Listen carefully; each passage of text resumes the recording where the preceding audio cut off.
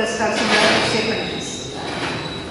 सामाजिक सेवा पुरस्कार सोहळा हा द्वितीय सोहळा संपन्न होत आहे आणि या सोहळ्याचं वैशिष्ट्य म्हणजे निश्चित, निष्काम आणि निस्पृह समाजसेवा, नुसती समाजसेवा नाही.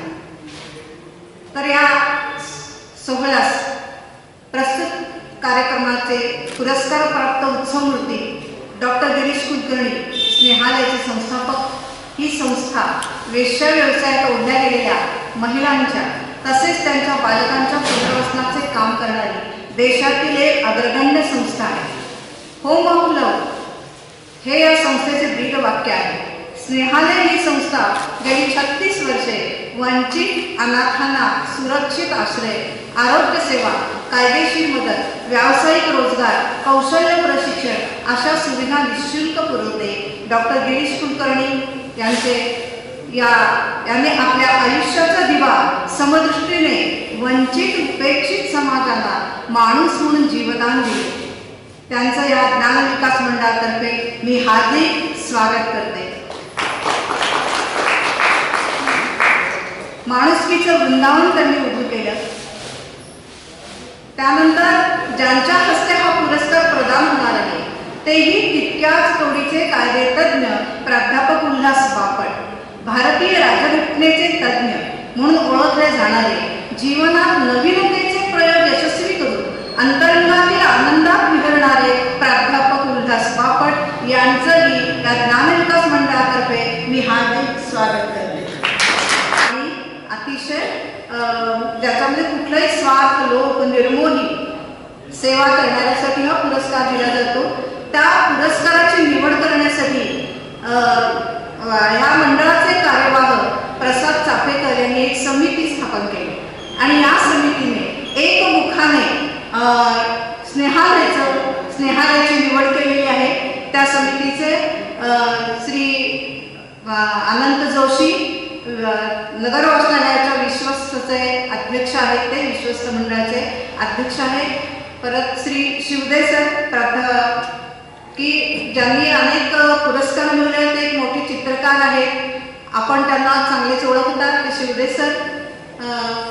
पुन्हा या मंडळाचे सहकार्य श्याम चितळे आणि जे उपस्थित पत्रकार संजय कोल्हटकर, श्री गोविंदराव बेडकेहार या सर्वांचे मी ज्ञान विकास मंडळातर्फे हार्दिक स्वागत करते.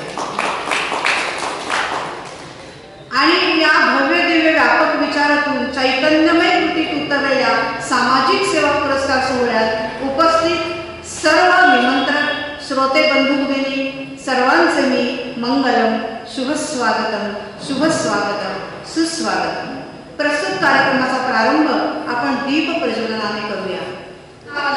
इतकी सुंदर माणसं आपल्याला आज भेटलेली आहेत आणि अशी सातत्यानं करत आहेत. डॉक्टर गिरीश कुलकर्णी दीप प्रज्वलन संपन्न करत आहेत.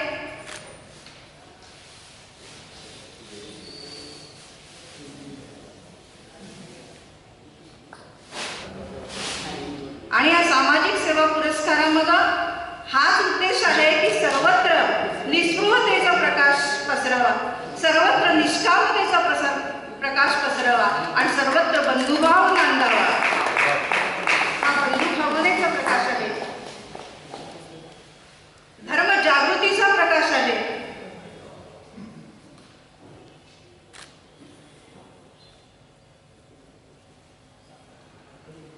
ज्यांच्या हस्ते आता इथं दीप प्रज्वलन झाले ते सर्व प्रकाश प्रसवणारी माणसं आहेत.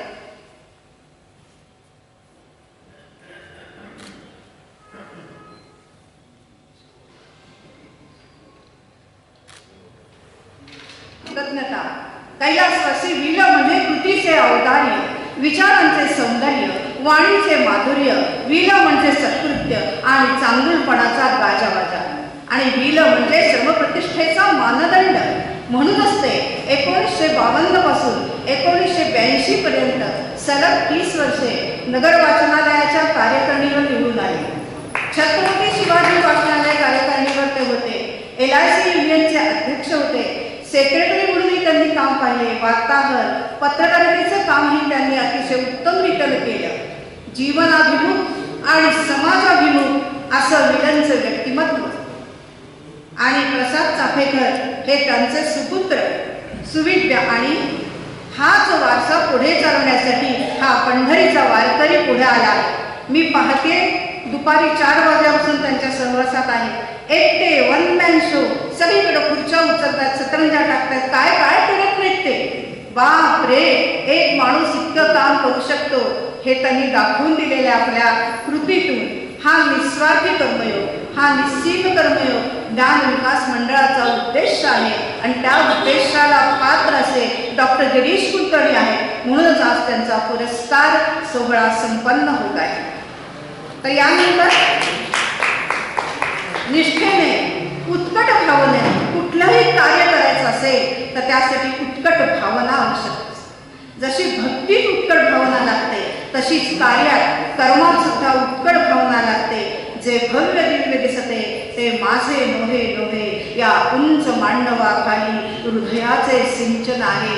या भावनेनं काम करणारे या ज्ञानविकास मंडळाचे कार्याध्यक्ष प्रसाद चाफेकर यांना मी विनंती करते की त्यांनी कार्यक्रमाचा प्रास्ताविक संपन्न करावे. अहिल्यानगरचे डॉक्टर गिरीश कुलकर्णी, त्यानंतर आजच्या कार्यक्रमाचे प्रमुख पाहुणे ज्यांच्या हस्ते पुरस्काराचे वितरण होणार आहे ते म्हणजे प्राध्यापक उल्हास बापट,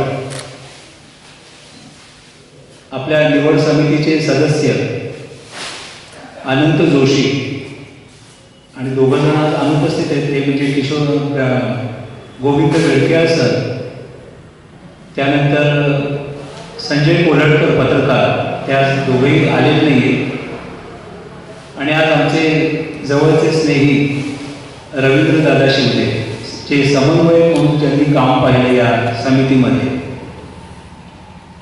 आणि आपण उपस्थित श्रोते. आज वीर चाफेकर सामाजिक सेवा पुरस्काराचं हे 2रं वर्ष आहे. म्हणजे गेल्या वर्षी पुरस्कार द्यायच्या अगोदर साधारण 3-4 महिने आमचं ठरलं होतं. कार्यकारिणीने निर्णय घेतला की बापूंच्या नावाचा म्हणजे संस्थापक वीर चाफेकर यांच्या नावानं पुरस्कार आपण द्यावा म्हणून. तर त्याला सगळ्यांनी मान्यता दिली. सगळ्यांनी एकमुखानं सांगितलं की व्हायलाच पाहिजे. आणि तसा गेल्या वर्षी सुरुवात झाली आणि हा राज्यस्तरीय पुरस्कार द्यायचं आम्ही ठरवलं. आणि प्रथम त्याची सुरुवात जी झाली ती विजयराव पंडितांची साताऱ्यापासून सुरुवात झाली. साताऱ्यातील सामाजिक कार्यकर्ते विजयराव पंडित यांची निवड झाली. आणि आज स्नेहालयाचे, अहिल्यानगरचे स्नेहालय संस्थेचे संस्थापक आज गिरीश कुलकर्णी आज आपल्या इथे समोर आलेले. राज्यस्तरीय हा पुरस्कार आहे आणि आज आपण अहिल्यानगरमध्ये पोहोचलेलो आहोत. आणि या पुरस्कार देण्यासाठी शिक्षण क्षेत्रातील नामवंत व्यक्तिमत्व आणि कायद्याचा अभ्यास असलेले घटनातज्ञ प्राध्यापक उल्हास बापट आलेले आहेत. म्हणजे मला असं आवर्जून सांगावं असं वाटतं की आपण जे ह्याच्यामध्ये निरनिराळ्या क्षेत्रातली व्यक्तिमत्व आपण इथून निवडणार आहोत या पुरस्कार देण्यासाठी. तर आज सामाजिक क्षेत्र आणि शैक्षणिक क्षेत्र या व्यासपीठावर एकवटलेलं आहे असं म्हणावं लागेल. आज गिरीश कुलकर्णींचं आपलं स्नेहालय ही संस्था आता आपण बऱ्याच जणांनी तुम्हाला ज्ञात असेल. ही संस्था अतिशय फार मोठं काम करते या समाजामधलं. ते म्हणजे आपल्याला माहिती आहे रेड लाईट एरिया. आपण नेहमी मुंबईमध्ये अनेक ठिकाणी हा एरिया आहे की जिथं अनेक मुली, अनेक महिला, अनेक स्त्रिया या सक्तीनं या व्यवसायामध्ये ओढल्या जातात. त्यांची इच्छा नसताना देखील या व्यवसायात त्यांना आणलं जातं आणि देहविक्रय करण्यासाठी भाग पाडलं जातं. परंतु अशांचं पुनर्वसन करण्याचं काम ही स्नेहालय संस्था गेल्या 89 सालापासून करते.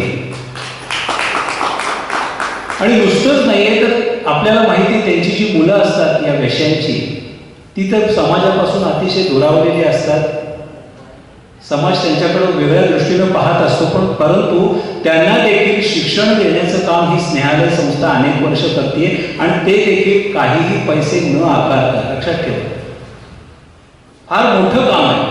म्हणजे मला असं वाटतं की अहिल्यानगरचे आपण डॉक्टर गिरीश कुलकर्णींची स्नेहालयाच्या निवड केल्यामुळं ज्ञानविकास मंडळाचं ज्या वीर चाफेकर पुरस्काराची उंची आणि व्याप्ती ही खऱ्या अर्थानं वाढलेली आहे असं मला वाटतं.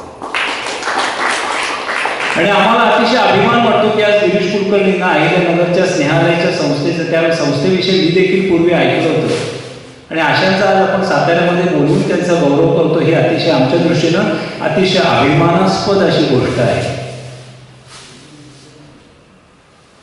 स्नेहालयाचं 89 सालची स्थापना 1989 म्हणजे आज स्नेहालय या समाजामध्ये महाराष्ट्रामध्ये त्यांचं कर्नाटकामध्ये सुद्धा त्यांची व्याप्ती आहे, गोव्यामध्ये पण आहे मला वाटते. तर 36 वर्ष ही 89 सालापासून ही 36 वर्ष ही संस्था काम करते. म्हणजे यांच्या संस्थेला 36 वर्ष पूर्ण झाली आणि ज्ञानविकास मंडळाला 72 वर्ष पूर्ण झाली. म्हणजे 36 वर्षांचा मुलगा आणि 72 वर्षांचे वडिलांनी आपल्या मुलाला या पुरस्काराच्या रूपानं आज आशीर्वाद दिलेला आहे आणि पुढच्या वाटचालीसाठी शुभेच्छा दिल्या आहेत असं मला वाटतं. आज प्राध्यापक उल्हास बापट आज कार्यक्रमासाठी प्रमुख पाहुणे म्हणून आम्हाला लाभले. मी त्यांना अतिशय धन्यवाद देतो की खरं म्हणजे ते कुठेही जात नाही, कार्यक्रम स्वीकारत नाही फारसे, पण साताऱ्याला ते आज आले. मनापासून डॉक्टर मी तुम्हाला धन्यवाद देतो.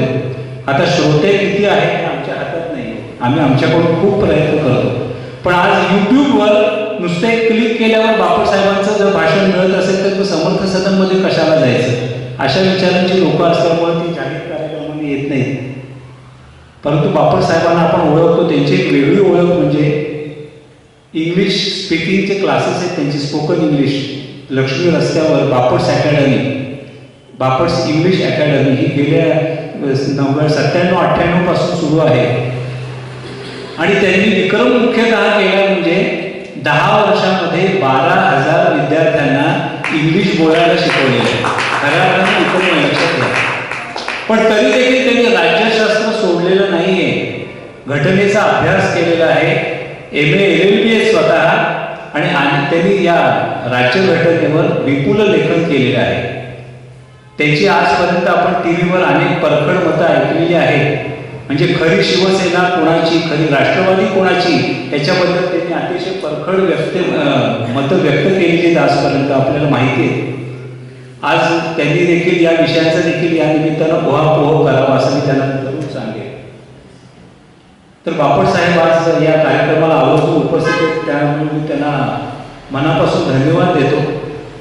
अजून एक सांगावं असं वाटतं की आज बापट साहेबांनी म्हणजे गेले 8-10 दिवसापासून त्यांच्याशी माझा संपर्क सतत संवाद होतोय, टेलिफोनवर, काही संदेशद्वारा. तर त्यांना मी सगळी ही माहिती पाठवत होतो, ज्ञानविकास मंडळाची माहिती पाठवत होतो, ज्ञानविकास मंडळाच्या कार्याविषयी माहिती देत होतो. संस्थापक वीर चाफेकर यांच्याविषयी मी त्यांना एक लेख पाठवला की ते ज्यांच्या नावानं हा पुरस्कार दिला जातोय, तर त्यांच्याविषयी मी त्यांना माहिती पाठवली, पुरवली. आणि हे सगळे 5-7 दिवस गेल्यानंतर परवा दिवशी मला त्यांचा संदेश आला की चाफेकर, ज्ञानविकास मंडळाच्या वतीनं आपण जे देत आहे खऱ्या अर्थानं चांगलं काम करते तुमची संस्था. आणि मी आणि माझ्या पत्नीनं, विशेषतः त्यांनी पत्नीचं नाव घेतलं, पत्नीनं आणि मी असं ठरवलं की तुमच्या संस्थेला आम्ही 5,000 रुपयांची देणगी जाहीर करतोय. तर त्यांनी या निमित्तानं आपल्या या ज्ञानविकास मंडळासाठी 5,000 रुपयांची देणगी जाहीर केलेली आहे. बापट साहेब, एक आवर्जून तुम्हाला सांगावं असं वाटतं की आपल्यासारखी व्यक्तिमत्व आज समाजामध्ये वावरत आहेत. त्याच्यामुळं मराठी शब्दकोशातला जो दातृत्व हा शब्द आहे ना, याची उंची वाढलेली आहे आणि खऱ्या अर्थानं त्या दातृत्व या शब्दाला अर्थ प्राप्त झालेला आहे. त्याचं कारण आपल्यासारखी मंडळी आज समाजामध्ये वावरत आहेत. त्यामुळे आपल्याला मनापासून धन्यवाद, आमच्या कार्याची आपण दखल घेतली. ज्ञानविकास मंडळाचं कार्य हे फक्त हा सामाजिक सेवा पुरस्कार हा अलीकडे सुरू झाला, परंतु 1971 साली वसंत व्याख्यानमाला सुरू झाली. वसंत व्याख्यानमालानंतर काही वर्षांनी आदर्श माता सत्कार, वसंत व्याख्यानमाला ही 52 वर्ष पूर्ण झाली. आता परवा मे महिन्याची वसंत व्याख्यानमाला झाली, त्याची 52 वर्ष झाली. 71 सालापासून कोरोनाच्या काळात 2-3 वर्ष होऊ शकले नाही, कारण का कार्यक्रमांवर मर्यादा होत्या. आदर्श माता सत्कार 35 वर्ष पूर्ण झाली.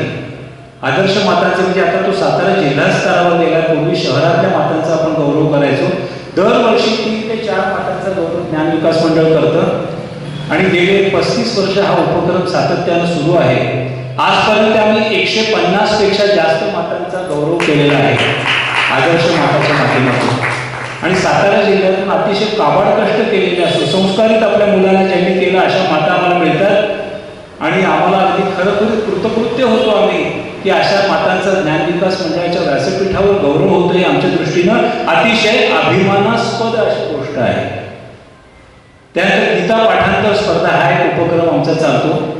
जवळपास 1300-1400 विद्यार्थी दरवर्षी या गीता पाठांतर स्पर्धेत भाग घेतात. कदाचित मला असं वाटतं की महाराष्ट्रामध्ये आमची ही एकमेव संस्था आहे की एवढ्या मोठ्या प्रमाणावर शाळेतून विद्यार्थी भाग घेतात. 1300 ते 1400 विद्यार्थी दरवर्षी. आणि जवळपास 400-450 पर्यंत आता आकडा गेलाय. आम्ही बक्षिसांचं वाटप करतो.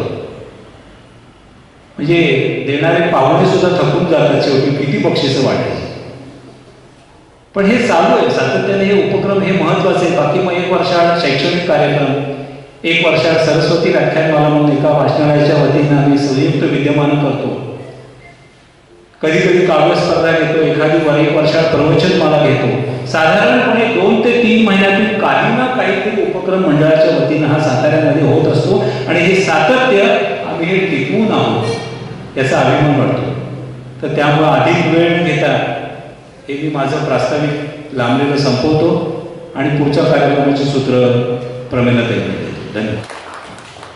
त्यानंतर नगर वाचनालयाचे विश्वस्त मंडळाचे अध्यक्ष श्री आनंद जोशी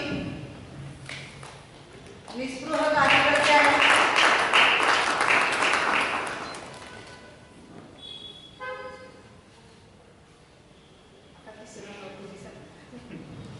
प्रमेलाताई कुलकर्णी त्या देखील निवड समितीच्या सदस्य आहेत, तर त्यांचा देखील सत्कार होतो.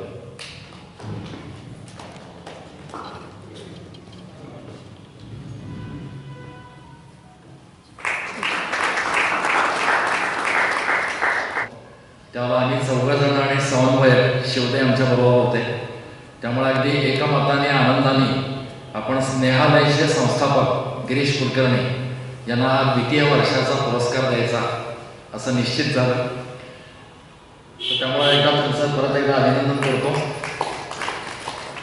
प्रसादने माझा मुद्दा काढून घेतला, परंतु तो परत रिपीट करावा असा मुद्दा आहे की गेले जवळजवळ 6 तप काम करणारा ज्ञानविकास आणि 3 तप एका वेगळ्या वाट्याने वाटचाल करणारा स्नेहालय असा योग आलेला आहे. त्यामुळं पुरस्काराच्या याच्यामध्ये काही वेळेला असं होतं की पुरस्कार प्राप्त संस्था किंवा व्यक्तीमुळं पुरस्कार देणाऱ्याला मोठेपणा प्राप्त होतो, तसंच पुरस्कार देणाऱ्यामुळे असं व्हायचं वर्षा असतं. हा खूप दुर्मिळ योग यावेळेला साधला गेलेला आहे. आपण त्या संदेशामध्ये जर का वाचलं असेल तर त्याच्यामध्ये 5 गोष्टींचा उल्लेख केलेला आहे. त्यामुळे पहिल्यांदा निवड समितीची पूर्वपीठिका एकमत कसं झालं हे मी आपल्यासमोर मांडलं. त्याच्यामध्ये असा उल्लेख केला गेलेला आहे की या पुरस्काराचं स्वरूप काय आहे असं वर्णन केलं गेलं. त्याच्यामध्ये रोख रक्कम असं म्हणलंय, श्रीफळ, शाल, स्मृतिचिन्ह आणि सन्मानपत्र अशा 5 गोष्टींचा उल्लेख आहे. आपण घाईघाईने नेहमी या 5 गोष्टी वाचतो. सत्कारामध्ये आपल्याला हे अभिप्रेत असतं आणि त्या सवयीचं झालेल्या आहेत आपल्याला 5 गोष्टी. पण त्या 5 गोष्टीमध्ये देखील एक भारतीय संस्कृतीचं प्रतिबिंब त्याच्यामध्ये नेहमी जाणवत राहतं की रोख रक्कम किती आहे याला महत्व नाही, परंतु अशा प्रकारे वेगळं काम की जे अतिशय प्रतिकूल परिस्थितीमध्ये अडचणीतनं 36 वर्ष ते वाटचाल करतायत, त्याला एक टोकन म्हणून का होईना त्यांचं कौतुक करणं आणि काही रक्कम त्यांना देणं असा उद्देश त्याच्या मागे असतो. श्रीफळामध्ये एक शुभत्व असतं, पावित्र्य असतं, त्यामुळे आपण श्रीफळ देतो. शालीचा खरा अर्थ असा अभिप्रेत आहे की समाजाने त्यांच्यावरती ते पांघरून घातलेला आहे की आम्ही तुमच्या पाठीशी आहोत, हा शालीचा अर्थ आहे. स्मृती चिन्हावर त्यांचा गौरव आपण करत असतो की भौतिक एक सिम्बॉलिक अशा प्रकारचा त्यांचा आपण सत्कार करत असतो. आणि सन्मान पत्र जे आपण आहे ते फार सुंदर त्याचं लिखाण आहे, ते वाचलं जाईल नंतर. त्या सन्मान पत्रामध्ये देखील आपण समाजाच्या वतीने त्यांचा गौरव करत असतो. त्यामुळे ज्ञानविकास मंडळ हे प्रतिनिधीच्या स्वरूपामध्ये समाजाच्या वतीने आपण गिरीश कुलकर्णींचा पुरस्कार करतोय असा या 5 गोष्टींचा अर्थ आहे. याच्यामध्ये माझ्या दृष्टीने एक शुभत्व त्याच्यामध्ये आहे, मांगल्य आहे, गांभीर्य आहे आणि त्यांच्या कामाच्या प्रती कृतज्ञता या पुरस्काराच्या माध्यमातून आपण व्यक्त करतोय. हा पुरस्कार देत असताना आमच्या मनामध्ये बाबा बोरकरांच्या कवितेच्या 4 ओळी आमच्या समोर होत्या की विशेषतः त्यांची जी वाटचाल आहे 36 वर्षातली, की देह व्यापार करणाऱ्या महिला आणि त्यांची मुलं इथं सुरुवात झाली.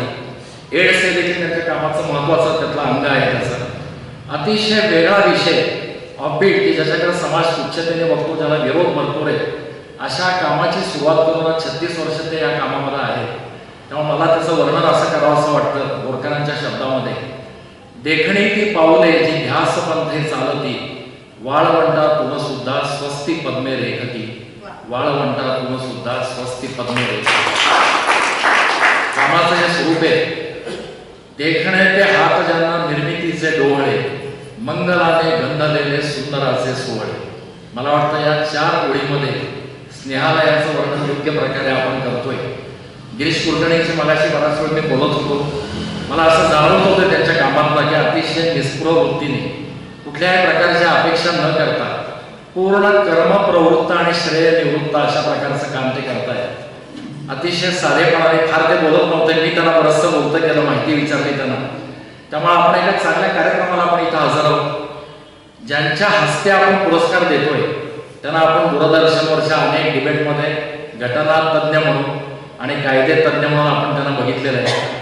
निस्पृहपणाने, तटस्थपणाने कायदा उलगडून सांगणं आणि कुठल्याही प्रकारचं राजकीय असं त्यांचं धोरण कळलेलं नसतं, परंतु निस्पृहपणे राज्यकर्त्यांना आवडो किंवा न आवडो त्याचा नेमका अर्थ समोर मांडण्याचं काम ते करत असतात. त्यामुळे एक चांगली संस्था, एका चांगल्या संस्थेला एका चांगल्या व्यक्तीच्या हस्ते पुरस्कार देते असा त्रिवेणी संगमाचा योग आपल्या समोर आहे. फक्त खंत प्रसादने सांगितल्यानुसार वाईट एकाच गोष्टीचं वाटतंय की एवढा मोठी घटना तज्ञ आपल्या समोर उपस्थित आहेत, एवढ्या मोठ्या संस्थेचे संस्थापक पुरस्कारार्थी आहेत आपल्या समोर उपस्थित आहेत, परंतु आपण संख्येने फार कमी आहोत. परंतु जी माणसं आहेत ती मनापासून आलेली आहेत. त्यामुळे किती आहे याला महत्त्व नाही आहे, ती गुणात्मकता त्यातली महत्त्वाची असते. त्यामुळे जे आहे ते पूर्ण इच्छेने स्वतःच्या तन्मयतेने समोर बसलेले. परत एकदा त्यांच्या प्रती मी कृतज्ञता व्यक्त करतो, आदर व्यक्त करतो आणि निवड समितीच्या वतीने त्यांच्या भावना मी व्यक्त केलेल्या आहेत. मला ते व्यक्त करण्याची संधी मिळाली. धन्यवाद. परब्रह्म तस्मै श्री गुरवे नमः. आपण समर्थ सदन या एका पवित्र ठिकाणी आज एकत्र आलेलो आहोत आणि आजचा आपला समारंभ सुद्धा एक हृदयस्पर्शी आहे. माझ्या अगोदरच्या व्यक्तींनी माझं काम फार सोपं करून ठेवलेलं आहे. कारण काय आहे की या ठिकाणी सन्मान्य जे आपले पाहुणे आलेले आहेत त्यांची ओळख करून देण्याचं काम माझ्याकडे आहे. त्यातल्या आजचे जे उत्सवमूर्ती आहेत गिरीश कुलकर्णी यांच्याबद्दल मला बोलायचं आहे. पण खरं सांगायचं तर त्यांचा परिचय त्यांच्या विचारातून महाराष्ट्राला झाला, भारताला झालेला आहे, कृतीतनं झालेला आहे. आणि अशा एका व्यक्तीचा, एका कार्यकर्त्याचा मी परिचय काय तो करून देणार. मी एक साधा विद्यार्थ्याच्या भूमिकेत आहे आणि मी एक साधा चित्रकार आहे वगैरे वगैरे आहे असं मगाशी ताईंनी सांगितलं. पण असं खरं नाही. मी आपल्याच आमच्या नगरवाचनाच्या 100वा जेव्हा झाला त्यावेळेला आमच्या दरबार हॉलमध्ये वायवी चंद्रचूड मगाशी त्या सन्मान्य पाहुण्यांशी बोलत असताना उल्लेख झालेला होता. तर या ठिकाणी यशवंतराव चंद्रचूड ते आपल्याला भारताचे ते सरन्यायाधीश होते. तर सर बोलता हा विषय निघाला आणि त्यांनी त्यावेळेला हे दिलं तर ते वाक्य मला या उत्सवमूर्ती असतील, आपले सन्मान्य पाहुणे असतील त्यांच्या बाबतीत हे होतं. म्हणजे ते योग्य ठरतं असं मला वाटतं. No man can succeed unless he has self confidence and support from his colleagues. आज जर डॉक्टर गिरीश कुलकर्णींचा जर आपण जर साबद्दल जर एक काही जर 32 ते 36 वर्षाचा जर परिचय जर बघितला, त्यांची जी वाटचाल जर बघितली की त्याला अनुसरून आहे. खरं म्हणजे ते आणि ज्या विषयाला धरून जे काही त्यांचं काम चाललेलं आहे हा विषय तुम्हाला सगळ्यांना माहिती आहे की तो काही इतका साधा सोपा नाही आहे. परंतु अशा एका वेगळ्या विषयामध्ये जे काही दृश्य स्वरूप जे काही दुसरीकडे आपण बघतो किंवा जे काही ऐकू येतं, जे काही होतं हे ऐकल्यासारखं करतो. पण ती तिथीशी खरे 2 हात करत ह्या व्यक्तीनं आत्तापर्यंत कार्य जे केलं आहे त्यांचा हा सन्मान आम्हाला करायला बरोबर आनंद वाटतो. मागल्या वर्षी आम्ही जो केला तर आमच्या कमिटीनं असं आम्ही ठरवलेलं होतं की आम्हाला सातारा शहर म्हणण्यापेक्षा सातारा जिल्हा हे आमचं कार्यक्षेत्र होतं. आणि त्याच वेळेला आम्ही असा निर्णय घेतलेला होता की महाराष्ट्र आता सातारच्या बाहेरची व्यक्ती आपण निवडू. पण मगाशी जो या ठिकाणी उल्लेख झालेला आहे तोच हे खरं आहे की आम्ही जे काही सदस्य आहोत ते जे प्रत्येकाची मतं मीटिंगमध्ये होत गेली आणि सगळ्याचा शेवटी निवड मला माझ्या हातात होती. प्रसादचे त्यामध्ये सहकार्य मला लाभलेलं होतं. पण युनॅनिमसली हा डिसिजन झाला की गिरीश कुलकर्ण्यांनाच आपण हा पुरस्कार देऊया. मग त्यानंतर आमची मिटिंगही झाली नाही, त्यानंतर आम्ही भेटलोही नाही. कार्यक्रम कसा यशस्वी करायचा एवढंच झालं, पण हा हे झालं. हे ह्या गिरीश कुलकर्णी ह्या व्यक्तिमत्वाचं एक आदर्श उदाहरण आहे. कारण हे आता ही वाटचाल जी आमची चाललेली आता जी विला चाफेकरांनी जी सुरू केलं ते हे जे मंडळ आहे ज्ञान विकास मंडळ, त्याच्या वाटचाल करताना एक नवीन पायंडा नवीन एक विषय हा प्रसादनं सुरू केला मागल्या वर्षीपासून. पण त्याला साथ देणारे ते सगळे तुम्ही आम्ही सगळेजण भेटलो आणि चांगल्या व्यक्तिमत्वाचं आपल्याला विचार करत असताना ते फार अवघड पडतं. प्रत्येक गोष्टीची तडजोड कशी करायची, काय करायची हे आज आपल्याला गिरीश कुलकर्णी यांच्याकडून ऐकायचं आहे. त्यांची जी वाटचाल आहे ह्याबद्दल खूप काही बोलण्यासारखं आहे.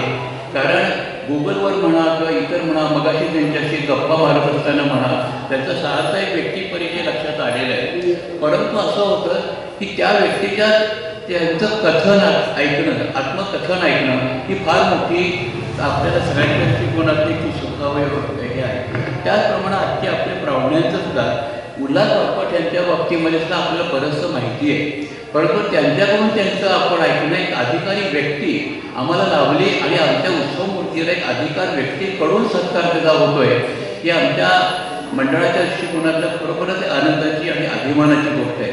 अशा व्यक्तीच्याबद्दल आज सातारकरांनी त्यांचे मौलिक विचारात आपल्याला संधी मिळते आणि आपण सर्वांनी त्या हे करावं, या ऐकून घ्याव्यात त्याबद्दल. आणि उशीर फार करत झाला आहे म्हणून मी मला थोडक्यात हे आवडतो. जय. प्रश्न उभरला की प्राजक्ता कुलकर्णी ह्या त्यांच्या मिसेस आणि गिरीश कुलकर्णी यांचे आई वडील कसे असतात, हा प्रश्न माझ्यासमोर उभा राहिला. की बीज कसा अंकुर शुद्ध बीजापोटी फळे रसाळ गोमटी, आणि खरोखरी त्यांच्या आईवडिलांनी सुद्धा अशा बालकांना घरी राहायला परवानगी दिली. हे केवढं मोठं काम आहे. त्या जुन्या लोकांनी अशी परवानगी देणं, अशी अनुमती देणं आपल्या मुलाला किंवा सुनेला हे फार मोठं काम आहे. म्हणून खरोखरीच अशा घरांची गाऊ त्यांना आरती असं मला म्हणालं. म्हणूनच डॉक्टर गिरीश कुलकर्णी यांचं जे सन्मानपत्र आहे ते सन्मानपत्र सुरेखा तेरळकर ज्या सुलभा तेरणीकर ज्या चित्रपटाच्या समीक्षक आहेत त्यांनी आपणहून दिले. हे वैशिष्ट्य आहे. तुम्हाला मी सांगितलं तुम्ही काम केले आहे ते खरं नाही आहे. तुम्ही आपणहून करणं. आता प्रसाद चाफेकर इतकं मोठं काम करताय, त्यांना आपणहून मदत करायला जाणं हा सहज स्वभाव आहे. तो सुलभा तेरणीकर यांचा सहज स्वभाव झाला की ज्ञानविकास मंडळामध्ये जे कोणी येतात ते निस्पृह आणि निष्काम असतात असा त्यांचा आत्मविश्वास होता. म्हणून सुलभा तेरणीकरांना मी धन्यवाद देते ज्ञानविकास मंडळातर्फे आणि प्रसाद चाफेकरांना सन्मानपत्राचं वाचन करण्यासाठी विनंती करते. हि ज्ञानेन सदृशम पवित्रमिह विद्यते. ज्ञानविकास मंडळ सातारा. माननीय संस्थापक कैलासवासी V.ल. चाफेकर राज्यस्तरीय सामाजिक सेवा पुरस्कार सन 2025. सन्मानपत्र. आदरणीय श्रीयुत डॉक्टर गिरीश महादेव कुलकर्णी यांस सप्रेम नमस्कार. ज्ञानविकास मंडळ सातारा यांच्या वतीने दिला जाणारा कैलासवासी V.ल. चाफेकर सामाजिक सेवा पुरस्कार 2025 आपणास देताना आम्हाला विशेष आनंद होत आहे. अहिल्यानगर येथील स्नेहालय ही संस्था म्हणजे देह व्यापारात होरपळलेल्या पीडित, उपेक्षित व वंचित महिला आणि बालकांचे प्रेमाचे घर. आपण त्यांचे आधार. गेली 3 दशकाहून अधिक काळ स्नेहालयाचे सामाजिक, आर्थिक, शैक्षणिक असे चौफेर कार्य आपण करीत आहात. त्याबद्दल वाटणारा आदर, प्रेम, कौतुक, अभिमान या भावना मानपत्रातून व्यक्त करीत आहोत. त्याचा स्वीकार करावा ही विनंती. डॉक्टर, आपण अहिल्यानगर येथील एका साध्या मध्यमवर्गीय संस्कारी कुटुंबात जन्मला. शिक्षक पेशाच्या आईवडिलांकडून आपल्याला उत्तम शैक्षणिक यश मिळवता आलेच, पण आणखी एक संस्कार मिळाला तो म्हणजे सामाजिक कार्य करण्याचा, मानवता आणि सदहृदयता यांचा. MA राज्यशास्त्र, अर्थशास्त्र, समाजशास्त्र, कायदा व्यवस्थापन, वृत्तपत्र विद्या यांचे पदव्युत्तर शिक्षण गुणवत्तेसह आपण मिळवलेच, पण भारतीय विद्यार्थी परिषदेत आपण विविध सामाजिक क्षेत्रातही काम केले. सोमनाथ येथील प्रकल्पात बाबा आमटे यांच्याबरोबर तर आंदोलनात अण्णा हजारे यांच्याबरोबर काम केले. पण विजयाताई लवाटे, प्रीती पाटकर यांच्याबरोबर वेश्यावस्तीत काम करताना आपणही हेच कार्यक्षेत्र निवडले. बालपणी वेश्यावस्तीतून शाळेला जायच्या रस्त्यात एका बालिकेवर झालेल्या अत्याचाराची एक दाहक आठवण होतीच. डॉक्टर, आपण वेश्यावस्तीतील भयंकर अत्याचारावर एखादी ध्वनिपीठ, चित्रपट किंवा नाटक कथा लिहिली नाही, तर त्यांच्यासाठी एक हक्काचं प्रेमाचं घर उभं केलं. स्नेहालय, स्थापना 1989. 2 बालकांपासून सुरू झालेल्या या कार्याचा आज वटवृक्ष झाला आहे, याचा अभिमान वाटतो. वेश्यावस्ती आणि तेथील विश्व म्हणजे अनेक भावनिक, सामाजिक, आर्थिक, शारीरिक समस्यांचे आगर. डॉक्टर, आपले स्नेहालय आणि त्याचा विस्तार म्हणजे महिला बालहक्क, पुनर्वसन, ग्रामविकास, शेती, शालेय शिक्षण असा प्रचंड झाला आहे, याचे कौतुक वाटते. स्नेहालय अहिल्यानगर पुरतेच मर्यादित न राहता छत्रपती संभाजीनगर, बेळगाव, ठाणे, सिंधुदुर्ग पर्यंत विस्तारले आहे. झोपडपट्टी, अनाथ मुलं, अनैतिक मानवी तस्करी, HIV बाधित व्यक्ती अशा अनेक गोष्टी स्नेहालयात सामावलेल्या आहेत. पुनर्वसन संकुलात फसवलेल्या अल्पवयीन मुली, अकाली मातृत्व आलेल्या मुली, रोगबाधित बालके यांना सुरक्षित ठिकाण मिळालं आहे. बालभवनात शाळा, शिक्षण, व्यावसायिक शिक्षण, रोजगार यांची संधी आहे. इंग्रजी माध्यम, रेडिओ, सेंद्रिय शेतीसाठी हक्काचं शेत आहे. मानसिक, शारीरिक विकासासाठी स्नेहालय मदतीचा हात पुढे करत आहे. डॉक्टर, आपण सहस्त्रबाहू समाज पुरुषासारखी कार्ये अंगीकारली आहे. समस्या न संपणाऱ्या असल्या तरी असीम धैर्य, मानवता, सदहृदयता यांचा पाया स्नेहालयाच्या रूपाने आपण घातला आहे. डॉक्टर, आपण, आपला परिवार आणि स्नेहालयाचा विस्तारलेला परिवार यांना उदंड यश लाभो ही प्रार्थना. आपले म.वी. कोल्हटकर, अध्यक्ष, ज्ञानविकास मंडळ, सातारा. धन्यवाद.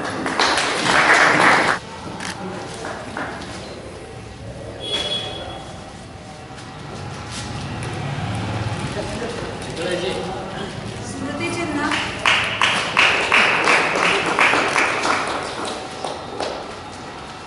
पुष्पगुच्छ सुगंधित भावनांनी नटलेला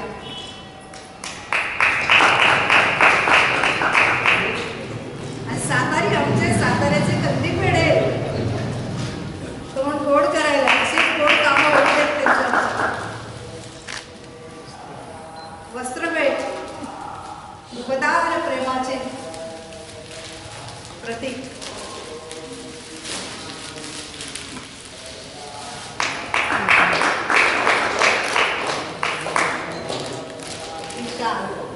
शापासकीची थाप म्हणून ही प्रेमाची शाप.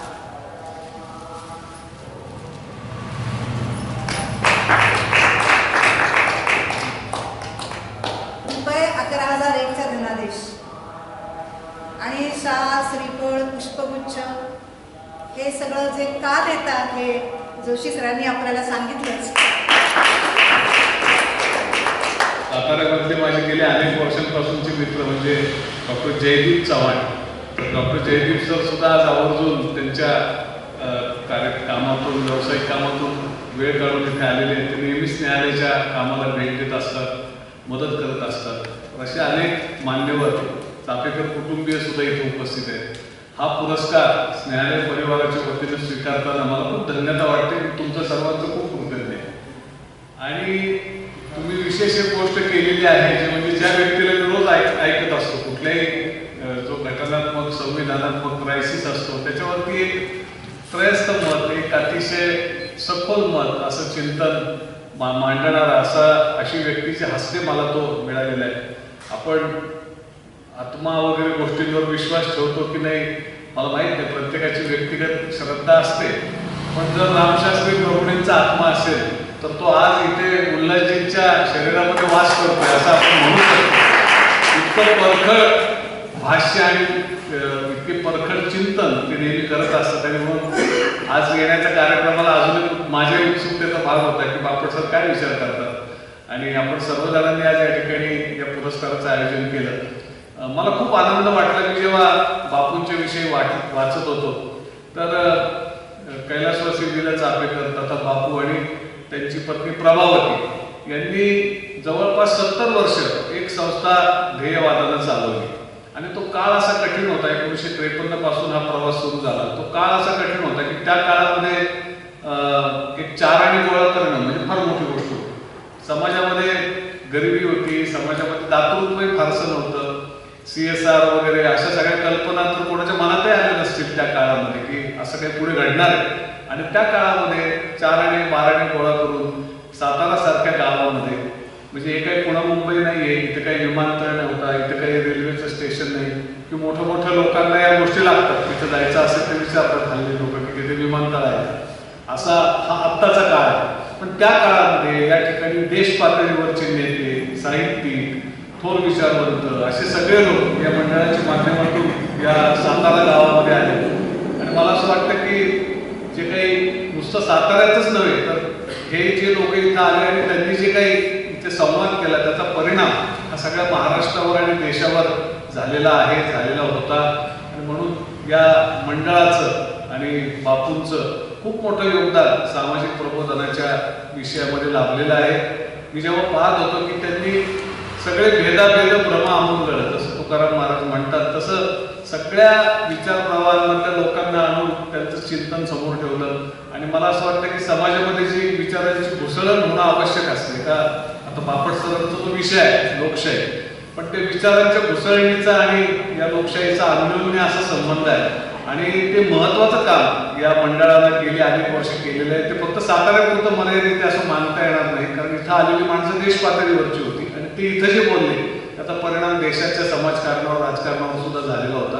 आणि म्हणून अशा एका मोठा इतिहास असलेल्या मंडळाकडून आज हा सन्मान स्नेहालयाला मिळतोय. एक खुलासा फक्त जे काय 5 मिनिटं मला बोलायचे त्याच्या आधी मी केला पाहिजे की स्नेहालयाची स्थापना मी केली हे बरोबर आहे. कुठल्याही जसं बाळाचं एक मातृत्व असते, एका मातेकडून बाळ जन्माला येत असतं, परंतु त्या बाळाच्या जडणघडणीमध्ये असंख्य लोकांचा वाटा असतो. मग त्या घरातले लोक असतात, ते डॉक्टर असतात, ती दाई असते, ती आजी असते, ती मावशी असते, ती बहीण असते आणि सगळ्यांचाच वाटा. शिक्षक असतात, शाळा असते, कुटुंब व्यवस्था असते. तसंच हे स्नेहालयाची सुरुवात मी केली, पण त्याचा जो काही आजपर्यंतचा 37 वर्षांचा जो विकास आहे, वाटचाल आहे, त्याच्यामध्ये असंख्य लोकांचं योगदान आहे. त्याच्यामधले अनेक लोक आता हयात पण नाही आहे. तर अशा असंख्य ज्ञात अज्ञात हयात आणि हयात नसलेल्या लोकांच्या वतीनं मी या पुरस्काराचा स्वीकार केलाय. हा काही माझा वैयक्तिक सन्मान म्हणून मी घेतलेला नाही. आणि दुसरी गोष्ट, तुम्ही मला रोख रक्कम दिली, पण मला कुठल्या तरी उद्देशासाठी ती वापरून तुम्हाला मटेरियल रिसिप्ट तरी पाठवणं भाग आहे. तर मी ती कार्यवाही करेन. आणि मी शक्यतो जे आमचं मानसिक आजाराचं काम सुरू झालेलं आहे, आम्ही 5 एकर जागेमध्ये मानसग्राम सुरू केलं. आणि मग सगळ्या प्रकारच्या मानसिक आजारांवरती विनामूल्य उपचार मिळाले पाहिजे, कारण आपल्या देशामध्ये तो एक फार दुर्लक्षित असा विषय झालेला आहे. जवळपास भारतामध्ये 19 कोटी लोकांना कुठला ना कुठला लहान मोठा मानसिक आजार आहे आणि त्यातल्या जवळपास 2 कोटी लोकांना तातडीच्या उपचारांची गरज आहे. आणि भारतातल्या 350 देशामध्ये एक पण मानसोपचार तज्ञ नाही. आणि ते शेड्यूल X ड्रग असतात, त्यामुळे तुमच्याकडे पैसे असले तरी केमिस्टकडनं तुम्हाला ते ड्रग विकत मिळत नाही. त्याच्यामुळं आमचा जो USP आहे की आम्ही पेशंट आणतो, बरं करतो, घरी पाठवतो आणि त्याचे घरपोच मानसिक आजाराची औषधं त्याला पोहोचवतो, कारण की नाहीतर तो पेशंट परत रस्त्यावर येतो. तर या सगळ्या प्रक्रियेमध्ये ही जी एक तुम्ही मला भेट दिलेली आहे त्याचा उपयोग, माझी प्रायोरिटी ही निश्चितपणे औषधांसाठी असेल की मी पैसे तुमचे 11,000 रुपये औषधांसाठी खर्च करेल आणि त्याची मटेरियल रिसिप्ट आपल्याला पाठवून याला तुम्ही मान्यता द्या, एवढीच माझी विनंती सर आहे ज्ञान विकास मंडळ. आणि ही रक्कम छोटी मोठी हा विषय नाही. एका मोठ्या कर्मयोगाच्या स्मरणार्थ दिला जाणारा पुरस्कार आहे आणि तो प्रसाद म्हणून मी स्वीकारलेला आहे. त्यामुळे त्याचं मोल हे पैशापेक्षा खूप जास्त आहे, हे पण मी आवर्जून या ठिकाणी नमूद करू इच्छितो. मी खूप कृतज्ञ. आता थोडंसं स्नेहालयाविषयी 5 मिनिटं बोलतो, नंतर बापट सरांचं ऐकण्याची जशी तुम्हाला खूप उत्सुकता आहे तशी मला पण खूप उत्सुकता आहे. तर आत्ताचं जे काही एक सामाजिक चित्र आहे, तर आपल्या देशामध्ये काय झालंय की 2 वेगवेगळ्या गोष्टी एकाच वेळी चाललेल्या आहेत. एकाच वेळी आपल्याला असं वाटतंय की आपण खूप क्षेत्रात चांगली प्रगती केलेली आहे, ती प्रगती कोणी नाकारूच शकत नाही. आपण एक 15-20 वर्षांपूर्वी काय होतो आणि आज काय आहोत हे एक सत्य आहे की आज आपण UPI प्रत्येकाच्या मोबाईलमध्ये डिजिटल पेमेंट आले, कितीतरी चांगल्या गोष्टी घडल्या आणि ते मान्यच करायला पाहिजे. सुविधा मोठ्या प्रमाणावर आल्या, शहरं विकसित झाली, मेट्रो आली, रस्ते छान झाले. आता रस्ते छान झाले नसते तर साताऱ्याला यायला मला 8 तास लागले असते. मी आज 4.5 तासात सातारा का गाठू शकतो. खूप चांगल्या गोष्टी घडल्या. पण त्याचबरोबर दुसरा एक, आणि ते सारखं सांगितलं जातं, त्याचं मी फार उजळणी करण्याचं मला काय औचित्य वाटत नाही. आपल्याला माहिती आहे की चांगलं काय घडलं, पण ज्याच्याकडे आपलं फारसं लक्ष आता जात नाही त्या गोष्टींबद्दल मी बोलू इच्छितो की सामाजिक प्रश्नांच्या बाबतीमध्ये खूप मोठा अंधार आपल्या देशामध्ये. आता स्नेहालय संस्था 27 वेगवेगळे सामाजिक प्रकल्प चालवतात आणि वेगवेगळ्या विषयांमध्ये आम्ही काम करतो. आमच्या समोर काय वास्तव असतं, तर पूर्वी जेव्हा आम्ही बालमातांबरोबर कामाला सुरुवात केली, आम्ही साधारणपणे 2200 मुलं वेगवेगळ्या सक्षम कुटुंबांमध्ये दत्तक दिलेली आहेत मागच्या 22-23 वर्षांमध्ये. आणि आमचं बालमातांसाठीचं एक केंद्र चालतं पुनर्वसनाचं. तर पूर्वी 17 वर्षाची माता आली की आम्हाला भीती वाटायची, अरे बापरे एवढ्या लहान लहान मुली आता माता व्हायला लागल्या. त्याची बरीच सामाजिक कारणं आहेत, त्याच्यामध्ये आता जायला नको कारण वेळेची मर्यादा आहे. पण मागच्या 6 वर्षांपासून माझ्याकडे 11-11, 12-12 वर्षांच्या मुली प्रेग्नंट यायला लागल्या आणि बालमाता माझ्याकडे आता 12 वर्षाची बालमाता आहे. आणि कारण की मुलींचं वयात येण्याचं जे वय आहे ते कमी कमी व्हायला लागलं. आणि धक्कादायक गोष्ट काय, एकीकडे आपण महान संस्कृती, महान कुटुंब व्यवस्था, महान देश असं सारखं विचार करतो, बोलतो, ऐकतो, पण या मुली कोणाकडनं प्रेग्नंट असतात, त्या असतात सख्या भावाकडनं, बापाकडनं, आजोबाकडनं, खूप जवळच्या नातेवाईकांकडनं. आणि मग या मुलींवर दबाव काय असतो, तर केस दाखल करायची नाही. आता तुम्हाला माहिती आहे की पॉक्सो नावाचा कायदा 2012 साली आला आणि त्याच्यानंतर काय झालं की 18 वर्षाच्या आतली मुलगी जर गर्भवती झाली तर तुम्ही तिथं कायदेशीर लग्न जरी करून दिलेलं असलं तरी त्या नवऱ्यावर पण गुन्हा दाखल होतो. म्हणजे देव राबना समक्ष जरी तुम्ही 18 वर्षाच्या आतल्या मुलीचं लग्न लावलं पण ती प्रेग्नंट असली की तुमच्यावर बलात्काराचा गुन्हा दाखल होतो, जामीन मिळत नाही आणि बरेच त्याचे कठोर कायदेशीर कॉन्सिक्वेन्सेस हे असतात. आणि मग घरातल्या लोकांचा दबाव असतो. आई म्हणते की बापावर केस करू नको, भावावर केस करू नको, मामावर केस करू नको, मेवण्यावर केस करू नको. आणि मग ते द्वंद्व असतं, कारण डॉक्टर मदत करत नाही, सोनोग्राफी होत नाही, डिलिव्हरी होत नाही, सगळे म्हणतात केस करा आणि अल्पवयीन मूल आहे त्यामुळे आम्ही याच्यामध्ये झंझटमध्ये पडणार नाही. आणि मग या क्रायसिसमध्ये आम्हाला रोज काम करावं लागतं. एकीकडे मुलीला सांभाळावं लागतं, तिचं आरोग्य सांभाळावं लागतं, कुटुंबाला कन्व्हिन्स करावं लागतं, कारण त्याच्याशिवाय त्या मुलीला आम्ही मदतच करू शकत नाही. तिची सोनोग्राफी तुम्ही करणार नाही, तिची डिलिव्हरी तुम्ही करणार नाही. आणि मग या सगळ्या परिस्थितीमध्ये त्या मुलीच्या विरोधात सगळ्यात पहिले तिच्या सगळे जवळचे लोक उभे असतात. मग तिच्या मागे उभं राहायचं म्हणजे भांडणं करणं. ती भांडणं करत असताना ती 1 आणि 2 दिवसाची भांडणं नसतात, तर ती मुलगी तिच्या केसमधली विटनेस असते. मग पुढचे 7-8 वर्ष म्हणायला फास्ट ट्रॅक कोर्ट आहेत आपल्या देशामध्ये, पण एकेका अल्पवयीन मुलीची केस 10-12 वर्ष सुद्धा चालूच असते. त्याच्यात काही फास्ट ट्रॅक, कारण दबावच तेवढा आहे केसेसचा.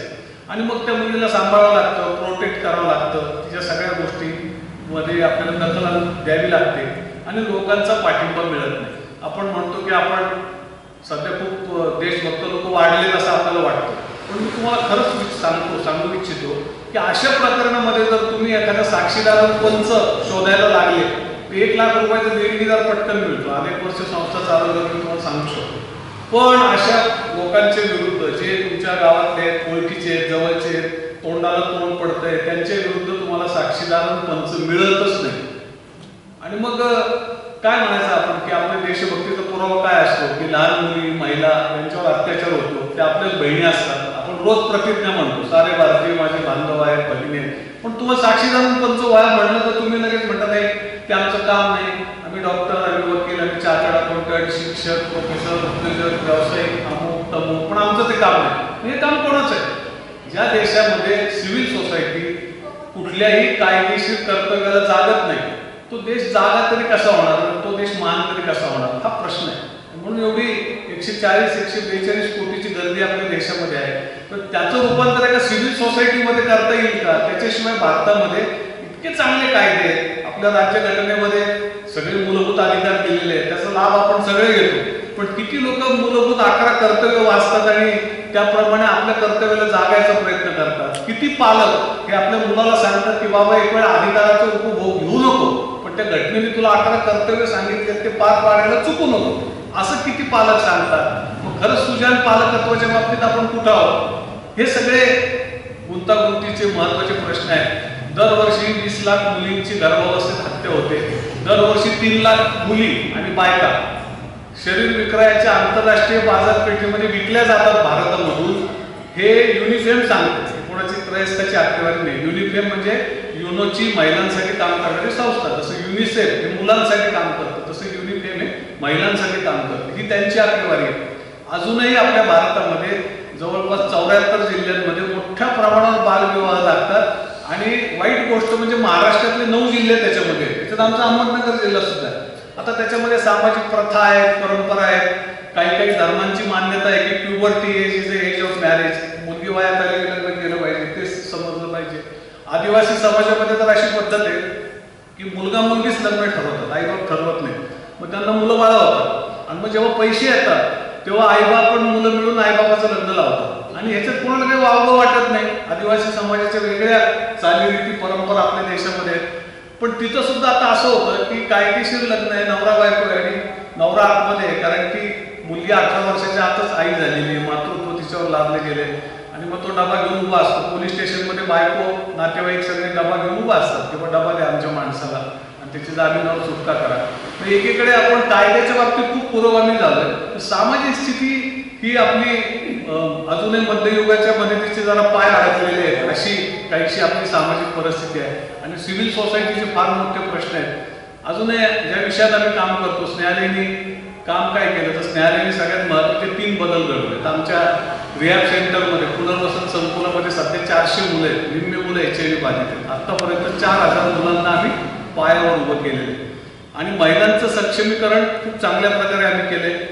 आज स्नेहालयामध्ये नगर जिल्ह्यामध्ये 3500 बायका धंदा करतात, पण त्याच्यामध्ये एकही अल्पवयीन मुलगी नाही. कारण आम्ही खूपशा केसेसमध्ये संघर्ष केला, साक्षीदार पंच म्हणून उभा राहिला, म्हणजे अल्पवयीन मुली तिथे देह व्यापारामध्ये उभ्या ठेवल्या नाही.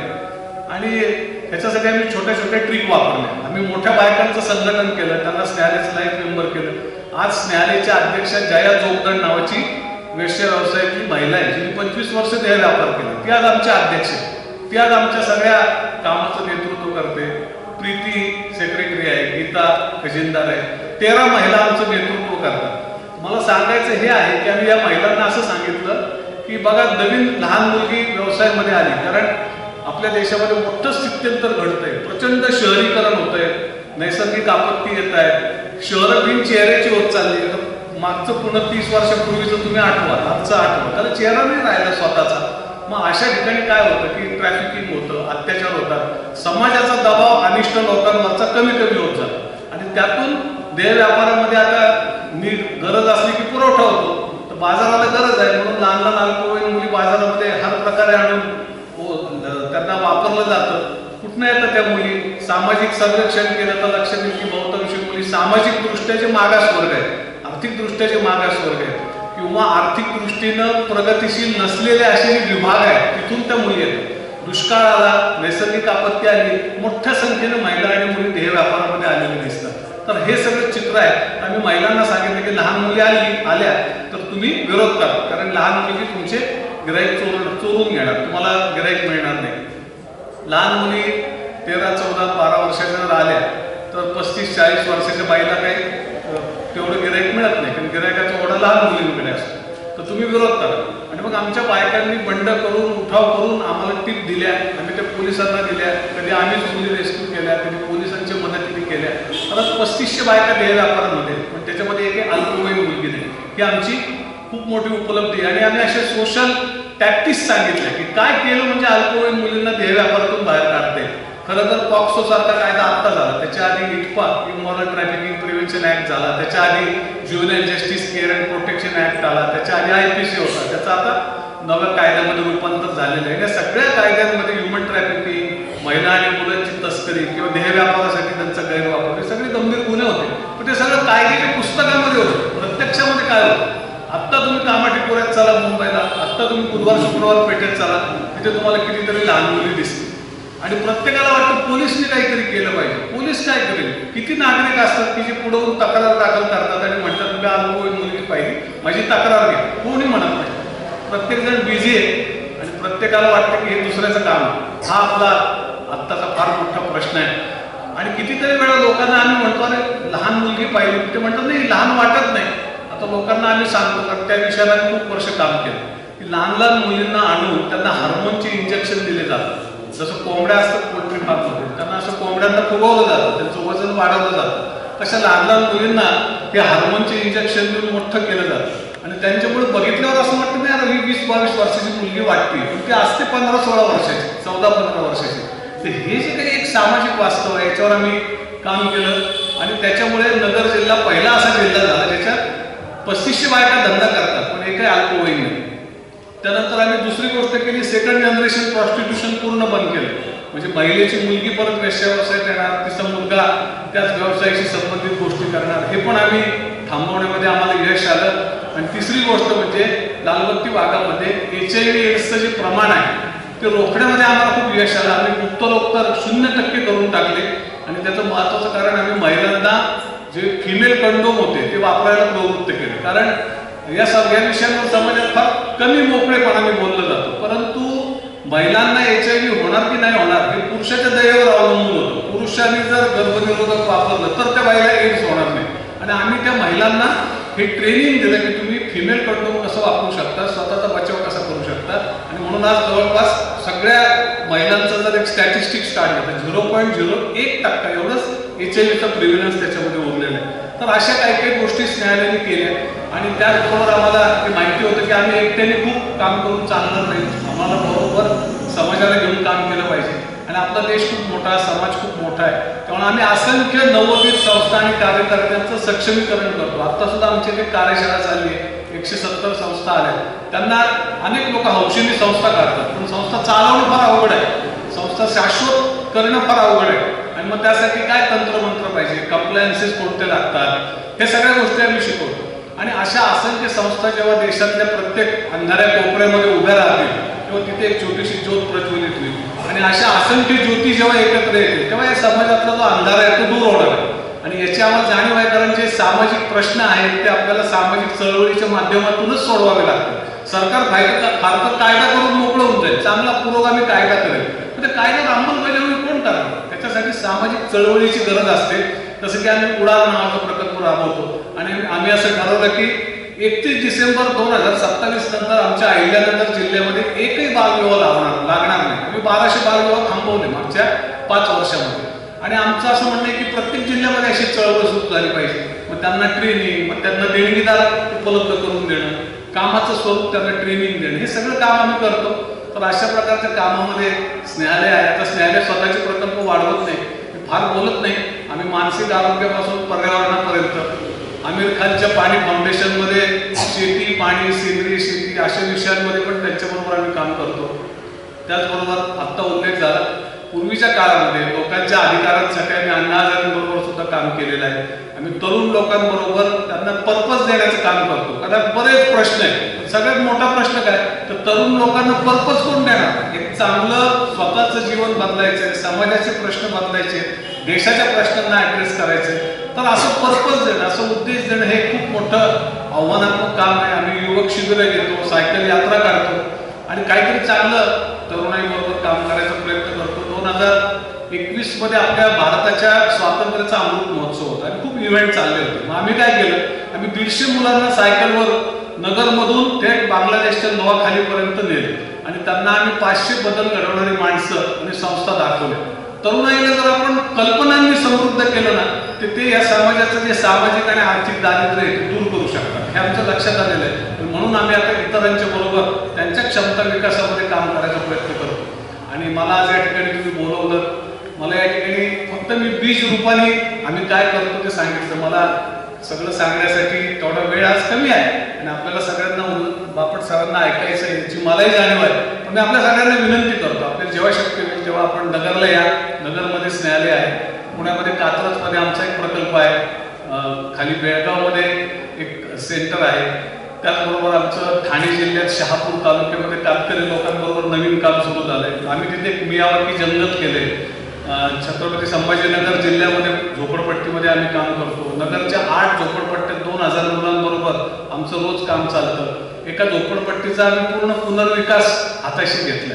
300 कुटुंबांना 1 लाख रुपयात 300 चौरस फुटाची जागा हे आम्ही देतोय. की 40 घरं देऊन झाले आणि उरलेल्या घरांचं आता बांधकाम चालू आहे. त्याच्यात खूप अडथळे असतात, कारण शासनाचे PMAYचे पैसे मिळवायचे, शासनाची जागा लोकांच्या नावावर करून घ्यायची, खूप भानगडी असतात. ते सगळं काम आम्ही करतोय. अशा असंख्य कामं, चळवळी हे समाजाच्या मदतीवर आम्ही करतो. आमचा खरा पाया हा समाज आहे. समाजातून मिळणाऱ्या आर्थिक सहयोगावर, सामाजिक कार्यकर्त्यांच्या वेळेच्या योगदानावर आम्ही काम करत असतो. आणि समाजातल्या प्रत्येक घटकाला बरोबर घेऊन समाजाचे प्रश्न सोडवायचे हा आमचा कामाचा एक धाटणी आहे. आणि अनेक थोर मोठ्यांचे आशीर्वाद हे आम्हाला मिळतात, मदत मिळते. आणि ज्यांच्यासाठी आम्ही काम करतो ते आमच्याबरोबर काम करतात. ही सगळ्यात महत्त्वाची गोष्ट आहे. म्हणजे सगळ्या वेश्यावसातल्या महिला बऱ्याचशा आमच्या लाईफ मेंबर आहेत, आमच्या बोर्ड ऑफ ट्रस्टीजमध्ये आहेत आणि त्या काम करतात. पहिले आम्ही त्यांच्यासाठी काम करायचो, आता त्या पुढे आहेत आणि आम्ही त्यांना सांगितलेले, त्यांनी जर सांगितलं तर सल्ला देतो, त्यांनी सांगितलं तर काम करतो. या स्तरापर्यंत आमचं काम आम्ही नेऊन ठेवलंय. तर अशा खूपशा इनोव्हेटिव्ह प्रॅक्टिसेस सुद्धा आम्ही या कामामध्ये करतो आहोत. काम बघण्यासाठी तुम्ही जरूर या, कधी या, जेव्हा तुम्हाला वेळ मिळेल तेव्हा. आणि निश्चितपणे तुमच्या अवतीभोवती अशी चांगली कामं आहे. आता जसं साताऱ्यामध्ये हे ज्ञानविज्ञान मंडळ, ज्ञानविकास मंडळ किती चांगलं काम करतंय. तुमच्या अवतीभोवती कुठलंही समाजोपयोगी काम चाललं असेल तर निश्चितपणे त्याच्यामध्ये जाऊन कार्यकर्ता म्हणून सहभागी व्हा. काहीच शक्य नसलं तरच फक्त देणगी द्या, पण शक्य असेल तर जा आणि थोडासा वेळ द्या. तुमच्या कुटुंबियांना पण तिथे घेऊन जा, तुमच्या पुढच्या पिढीला तिथे घेऊन जा. आत्ता मी नगरहून आलो, आत्ताच न्यायालयामध्ये अमेरिकेतले 12 मुलं मुले आले, त्यांचे 4 कुटुंब आले, नेदरलँड्समधनं काही लोक आले. ते पूर्वी भारतातून तिकडे गेलेले लोक आहेत. त्यांना असं वाटतं की त्यांच्या मुलांना सामाजिक प्रश्न भारतातले कळले पाहिजे, कशी समाजाची अवस्था आहे ती कळली पाहिजे. कारण तिकडे फार लक्झरियस आयुष्य ते जगतात. पण त्यांना त्या वास्तवाची जाणीव करून देण्यासाठी ते लोक इथं सहकुटुंब येतात. तर आपण पण आपल्या पुढच्या पिढीला घेऊन आलं पाहिजे. कुठल्याही सामाजिक संस्थेत आजूबाजूचं जा, काम करा. त्यामुळे आपण जे देतो त्याचं उपयुक्तता मुलांना कळते, पण त्याची जी व्हॅल्यू आहे, त्याचं जे मूल्य आहे ते कळण्यासाठी तिथं जाणं आणि ती परिस्थिती बघणे फार आवश्यक असतं. आपण सर्वांनी आज या ठिकाणी पुरस्कार दिलाय त्याच्याबद्दल खूप खूप आभार. मी बापूंच्या कार्याला आणि त्यांच्याबरोबर काम करणारे शेकडो कार्यकर्ते या सातारा शहरामध्ये होऊन गेलेले आहेत, त्या सर्वांना मनापासून अभिवादन करतो. पुन्हा एकदा आम्हाला गौरवित केल्याबद्दल सगळ्याच न्यायालय टीमच्या वतीने आपल्याला धन्यवाद देतो. Thank you so much. प्रतिष्ठा वाढत आहे. हा एक वेगळा अनुभव आत्ताच आपल्याला डॉक्टर गिरीश कुलकर्णींनी सांगितला. आणि डॉक्टर गिरीश कुलकर्णी बोलत असताना मला दत्ता हलसगीकरांची कविता आठवली. ज्यांची बाग फुलून आली त्यांनी 2 फुले झाली, ज्यांचे सूर जुळून आले त्यांनी 2 गाणी गाली, ज्यांच्या अंगणात झुकले ढग त्यांनी ओंज पाणी द्यावे, श्रीमंतीने भरले हृदय रिते करून भरून घ्यावे, आभाळाची ज्यांची उंची त्यांनी थोडे खाली यावे, मातीत मळले जीवन ज्यांचे त्यांना खांद्यावरती घ्यावे, त्यांना खांद्यावरती घ्यावे. मळलेल्या जीवनात खांद्यावर घेण्याचं कार्य स्नेहालयाने केलेलं आहे.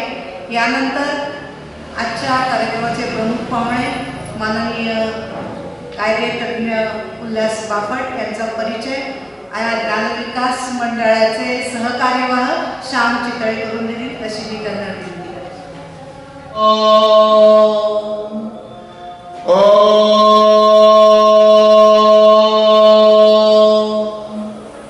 जय जय रघुवीर समर्थ, जय जय रघुवीर समर्थ, जय जय रघुवीर समर्थ.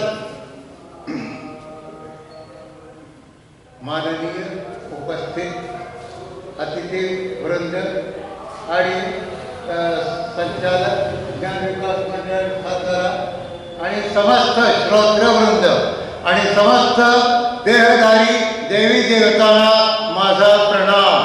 समस्त देहधारी देवी देवतांना माझा प्रणाम.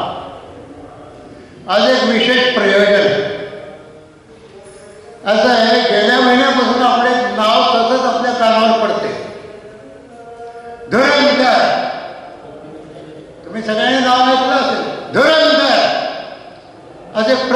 क्षेत्रामध्ये धुरंधर आहेत आणि त्यापैकी 2 धुरंधर आपल्या इथे उपस्थित आहेत. काही लोक खरोखर स्वयंप्रकाशी असतात, त्यांची जाहिरात करायची जरूरच पडत नाही, त्यांची परिचय देण्याचा पण जरूर पडत नाही. दुसरा असा, महाराष्ट्राने अनेक स्वयंप्रकाशी व्यक्तिमत्व देशाला अर्पण केली, आता पण करत आहे आणि पुढेही करतील. यापैकी अशी 2 उत्तुंग व्यक्तिमत्व आपल्याकडे आहेत आणि एक उत्तुंग व्यक्तिमत्व म्हणजे प्राध्यापक, विधिज्ञ आणि घटनातज्ञ श्रीयुत उल्हास बापट यांचं मी मनापासून स्वागत करतो. असं आहे की पुष्कळ लोक प्राथमिक शिक्षण, उच्च शिक्षण घेतात आणि फक्त आपल्या कुटुंबाचा उद्धार करतात. म्हणजे आमची स्वकार्य तत्परता एवढंच ते जाणून असतात, स्वतः पुरतं बघणारे असतात. पण बापट साहेबांचं व्यक्तिमत्व, बापट साहेबांचं कर्तृत्व असं उत्तुंग आहे की त्यांनी आपला प्रकाश सगळीकडे पसरवलेला आहे. ते विधिज्ञ होते, त्यांनी अनेक नवीन कर्तबगार विधिज्ञ बनवले. दर वर्षाला ते अनेक तरुण वकील तयार करतात. त्यानंतर असं म्हणतात की 2 आहे की केल्याने देशातन पंडित मैत्री सभेचं संचार आणि याच्यासाठी विद्येची आवश्यकता असते. असं म्हणतात की इंग्रजी भाषा हे वाघिणीचं दूध आहे. असं म्हणत असत की इंग्रजी भाषा हे वाघिणीचं दूध आहे आणि हे ओळखून त्यांनी जोपर्यंत तुम्हाला चांगलं उत्तम इंग्लिश बोलता येत नाही आणि म्हणून इंग्लिशची संपर्क भाषा असेल, तुम्ही देशात कुठेही जा, इंग्लिशची संपर्क भाषा सगळीकडे असते हे ओळखून त्यांनी स्पोकन इंग्लिश कोर्सेस पुण्यात चालू केले. स्वतःच्या घरी त्यांनी स्पोकन इंग्लिश म्हणजे बोली भाषेचं इंग्लिश लोकांना निर्माण करण्यासाठी, नवीन वक्ते निर्माण करण्यासाठी त्यांनी काय केलं, स्पोकन इंग्लिश कोर्सेस चालू केले आणि हजारो लोकांनी त्याचा लाभ घेतलेला आहे. आणि हे जे कार्य आहे ते जे मोठं सामाजिक कार्य आहे, सामाजिक आणखीन उत्तम प्रकारे जे कार्य करतात त्याच्यामध्ये त्यांच्या पत्नी सौभाग्यवती विनया आणि चिरंजीव यांचा पण सहभाग आहे. ती संस्था मोठी आहे आणि ती संस्था मोठी आहे आणि मोठी राहो. आणि मला वाटते एवढा परिचय पुरेसा आहे. भारतीय संस्कृती श्रीफळ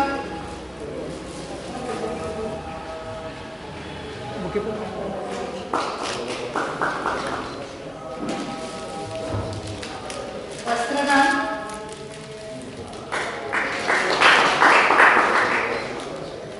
सातारी कंदी पेढे पुष्पवृक्ष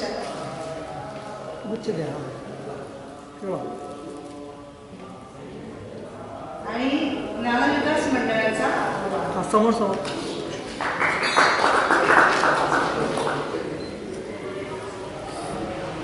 सत्कार संपन्न झालेला आहे. सत्कार आहे म्हणजे आयुष्याचे सुवासिक कोमल गाठी सोडून एकमेकात बांधावा हृदय. मरणाचे भान ठेवून क्षण क्षण जगत राहा. मृगजळाची तहान पोटी गोड पाणी चाखत राहा. हे गोड पाणी चाखण्याचं काम प्राध्यापक उल्हास बापट यांनी केले. तर त्यांना मी विनंती करते की त्यांनी आपलं मनोगत व्यक्त करा. तर मी कदाचित आत्तापर्यंत हजारोंनी लेक्चर्स दिली असतील, ही मोजली नाही, परंतु आज मी खरोखरच गोंधळून गेलेलो आहे. याचं कारण असं की आधीचा कार्यक्रम हा इतका चांगल्या लोकांबद्दल झाला आहे, ज्यांनी समाजाचं फार मोठं कल्याण केलं आहे, समाजाकरता खूप काम केलं आहे. आणि आता मला तुम्ही संसदेवर बोलायला सांगितलं आहे, ज्यातल्या 1/3 लोकांवर क्रिमिनल केसेस चालू आहेत.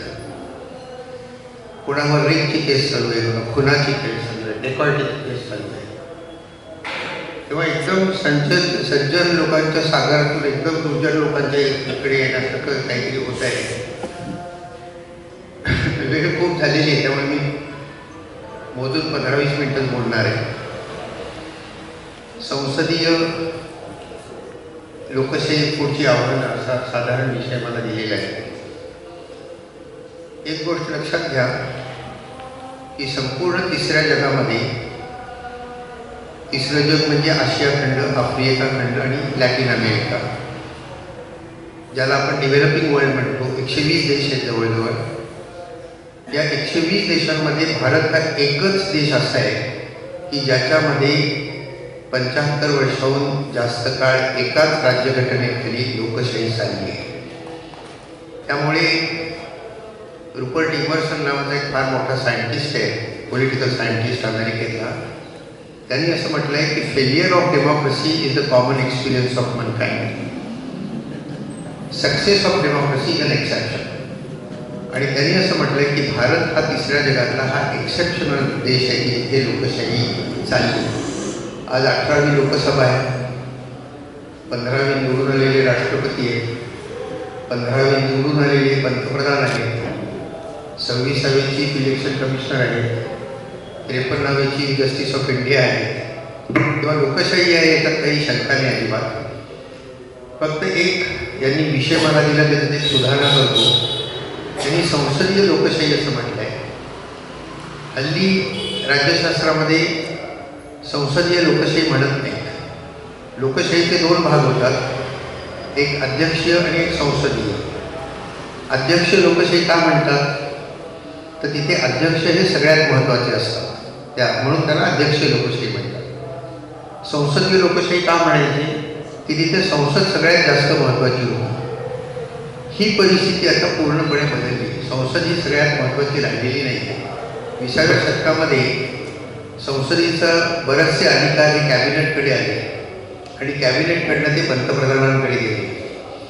आणि आज इकडे जसा राष्ट्रपती सगळ्यात महत्त्वाची व्यक्ती आहे, तशी संसदीय लोकशाहीमध्ये पंतप्रधान ही सगळ्यात महत्त्वाची व्यक्ती आहे. आणि त्यामुळे इंग्लंडमध्ये हल्ली प्रेसिडेन्शियल डेमोक्रेसी आणि प्राईम मिनिस्टरियल डेमोक्रेसी म्हणतात, संसदीय लोकशाही म्हणत नाही. आता हे जे मी विधान केलं हे अगदी 2 मिनिटात सिद्ध करतो की पंतप्रधान कसे सगळ्यात महत्त्वाचे आहेत. तर आपण अगदी सोपं एक मेथड वापरूया त्याला की पंतप्रधानांची तुलना आपण इतर व्यक्तींशी करूया, बघूया काय दिसतं. एक करूया. पण प्रथम प्रेसिडेंटशी करूया. तर प्रेसिडेंट 74 कलमामध्ये काय म्हटलं आहे की there shall be a council of ministers with the prime minister at the head to aid and advise the president of India. परंतु राजेंद्र प्रसाद ज्यावेळी नेहरूंबरोबर त्यांचे हिंदू कोड बिलवर भांडण व्हायला लागलं, त्यावेळी म्हणाले की तुमचा ॲडवाईस आहे बरोबर आहे, पण तो बाइंडिंग आहे असं काही म्हटलं नाही आहे राज्यघटनेत. मग अटॉर्नी जनरलकडे पाठवलं की काय प्रकार आहे. तर अटॉर्नी जनरलने सांगितलं नाही, आपण इंग्लंडमध्ये घेतली आहे लोकशाही, तर इंग्लंडमध्ये जसा पंतप्रधानांचा सल्ला राज्यावर बंधनकारक आहे, तसंच भारतामध्ये पंतप्रधानांचा सल्ला हा राष्ट्रपतींवर बंधनकारक आहे. राजेंद्र प्रसादांनी ते ऐकलं. त्या काळामध्ये राजकीय नेते हे तज्ज्ञांचं ऐकत असत. हल्ली परिस्थिती थोडी बदलली आहे, पण त्यावेळी ऐकत असत. पण इंदिरा गांधी आल्या. इंदिरा गांधी म्हणाले असं नाही, क्लिअर असावं. त्यांनी घटना दुरुस्ती करून टाकली आणि एक ओळ फक्त जास्त घातली की हा जो सल्ला आहे त्याप्रमाणेच राष्ट्रपती वागतील. आता ते जर का वागले नाही तर 61व्या कलमाखाली त्यांचा महाभियोग करून त्यांना काढून टाकता येईल. जनता सरकार आलं ते म्हणाले फारच अन्याय आहे, एकदा तरी निदान राष्ट्रपतींना परत सल्ला पाठवायचा असं असावं, पण तोच सल्ला जर पुन्हा दिला तर तो बंधनकारक आहे. So in ultimate analysis whatever the prime minister says is binding on the president of India. तो एक नातं समज. आता मिनिस्टर्स बघू त्याचे. Ministers are appointed by the president on the advice of the prime minister. किती दिवस राहतात? During the pleasure of the president, means pleasure of the prime minister. म्हणजे मिनिस्टरला नेमणं आणि मिनिस्टरला हाकलून देणं दोन्ही पंतप्रधानांच्या हातात आहे. सर्व मिनिस्टर्स हे पंतप्रधानांचे नोकर असल्यासारखं वागतात. ही वस्तुस्थिती भारतामध्ये आहे, इंग्लंडमध्ये आहे, जिथे जिथे पार्लमेंटरी डेमोक्रेसी तिथे आहे. आता आपण तुलना लोकसभेशी करू. टेक्निकली पंतप्रधान लोकसभेला जबाबदार असतात, पण आपल्याकडे अँटी डिफेक्शन लॉ केल्यापासून through the party instrumentality it is the prime minister who controls the party in Lok Sabha. तिथेच मेजॉरिटी असते त्यांना. त्यामुळे instead of Lok Sabha controlling the prime minister it is the prime minister who controls Lok Sabha. गव्हर्नरकडे येऊ. महाराष्ट्राच्या governor इतकं कमी बोलावं तितकं चांगलं आहे, परंतु गव्हर्नरला कोण नेमतं? राष्ट्रपती नेमतात. कोणाच्या सल्ल्यावर नेमतात? पंतप्रधानांच्या सल्ल्यावर नेमतात. किती दिवस राहतात? During the pleasure of the president, the pleasure of the prime minister. कुठल्याही क्षणी गव्हर्नरला हाकलून देता येतं. आमच्या कायद्यामध्ये एखाद्या पोस्टमनला काढायचं असेल, एखाद्या कॉन्स्टेबलला काढायचं असेल तर प्रत्येक तिथे एक मोठी ॲडमिनिस्ट्रेटिव्ह प्रोसिजर आहे. गव्हर्नरला जर का काढायचं असेल तर दिल्लीहून नुसता फोन करायचा की सूत्र जे ती चीफ जस्टिसच्या हातात द्या आणि घरी जा. सोली सोराबजींनी. आणि त्यामुळे होतं काय की गव्हर्नर हा पंतप्रधानांचा नोकर असल्यासारखं वागतो. हे माझं मत नाही आहे, हे सुप्रीम कोर्टाचं मत आहे. सुप्रीम कोर्टाने सांगितलं आहे गव्हर्नर्सला की you are not an employee of the central government, you are the head of the state. तुम्ही जी शपथ घेतली आहे त्या शपथेप्रमाणे वागा. ती शपथ अशी आहे की मी त्या राज्याच्या जनतेला वाहून घेईन, कल्याण करीन, घटनेप्रमाणे वागेन. सोली सोराबजींनी पुस्तक लिहिलं आहे, त्याचं टायटलच आहे गव्हर्नर सेज और साबोटर ऑफ द इंडियन कॉन्स्टिट्यूशन. म्हणजे हा तारक आहे का मारक आहे. आणि मग होतं काय की गव्हर्नरचा दुरुपयोग हा सर्व पंतप्रधानांनी इंदिरा गांधींपासून मोदींपर्यंत सगळ्यांनी केलेला आहे. थोडी नावं घ्यावी लागतील मला. मी कुठल्याही राजकीय पक्षाचा नाही आहे. My only loyalty is to the constitution of India. मला एवढीच काही रस नाही कुठल्याही राजकीय पक्षामध्ये, परंतु ही वस्तुस्थिती आहे की गव्हर्नरचा दुरुपयोग केला जातो. राष्ट्रपती राजवट जर का नेमायची असेल तर काय लागतं? गव्हर्नरनी शिफारस करायची, राष्ट्रपतींनी ती नेमायची. दोघांचा कंट्रोल जे लगाम आहे ते पंतप्रधानांच्या हातात आहे. त्यामुळे governor is controlled by the prime minister. आता जर अवघड विषय सुप्रीम कोर्ट. सुप्रीम कोर्ट आणि पंतप्रधानांचं काय नातं आहे? तर आम्ही लोकशाहीची व्याख्या अशी करतो की जिथे न्यायालय स्वतंत्र असतं तिथे लोकशाही असते. आणि त्यामुळे घटना समितीमध्ये अनेक तरतुदी राज्यघटनेत केल्या आहेत की ज्यामुळे सर्वोच्च न्यायालयाचं स्वातंत्र्य टिकून राहिलं. एक फक्त राहिलं. कसं काय राहिलं? आंबेडकर, नेहरू, राजेंद्र प्रसाद एवढे लोक होते, पण त्यातनं कसं काय नजरेतून सुटलं माहीत नाही. सुप्रीम कोर्ट जज 65व्या वर्षी रिटायर होतो. रिटायर झाल्यानंतर त्याची उत्तम नेमणूक ॲम्बॅसिडर म्हणून, गव्हर्नर म्हणून अनेक ठिकाणी करता येते. ती कोण करतं? प्रेसिडेंट करतं. कोणाच्या सांगण्यावरनं करतं? पंतप्रधानांच्या सांगण्यावरनं करतं. त्यामुळे प्रत्येक सुप्रीम कोर्ट जजला माहिती असतं की रिटायरमेंट झाल्यानंतर आपल्याला काही छान नोकरी पाहिजे असेल तर पंतप्रधानांचे पाय धरणं आवश्यक आहे. आणि त्यामुळे हे सिद्ध झालं आहे. काय फक्त मी त्याला सांगत बसत नाही, कारण हा काही कायद्याचा वर्ग नाही आहे. अनेक रिसर्चमध्ये हे सिद्ध झालं आहे की 60व्या वर्षी तो जर का 10 ते 9 सरकारच्या विरुद्ध निर्णय देत असेल तर 65व्या वर्षी 10 ते 9 सरकारच्या बाजूचे निर्णय तो देतो, कारण 65 नंतर त्याला ॲम्बॅसिडर व्हायचं असतं. तेव्हा मी फार कंट्रोल्ड विधान करतो. The supreme court is indirectly controlled by the prime minister of India. आणि आता घटनेकडे जो एकदम घटना हे क्रिएटर आहे, पंतप्रधान हे क्रिएचर आहे. आणि आमचा कायदा सांगतो आम्हाला the creator controls the creature. पण भारतामध्ये पहिली कित्येक वर्ष it was the creature who controlled creator.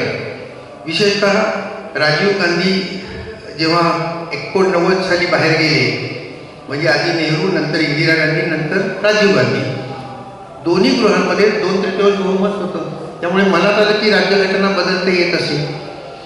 Indira गांधींनी अलाहाबाद हायकोर्टाचा निर्णय जो त्यांच्या विरुद्ध गेला त्यांचं पंतप्रधानपद जाणार होतं, तेवढी 39वी घटना दुरुस्ती केली, 4 दिवसात केली. ऑपोजिशन सगळे मिसाखाली आत होतं, सगळे त्यांचेच लोक समोर बसलेले होते. काय केली?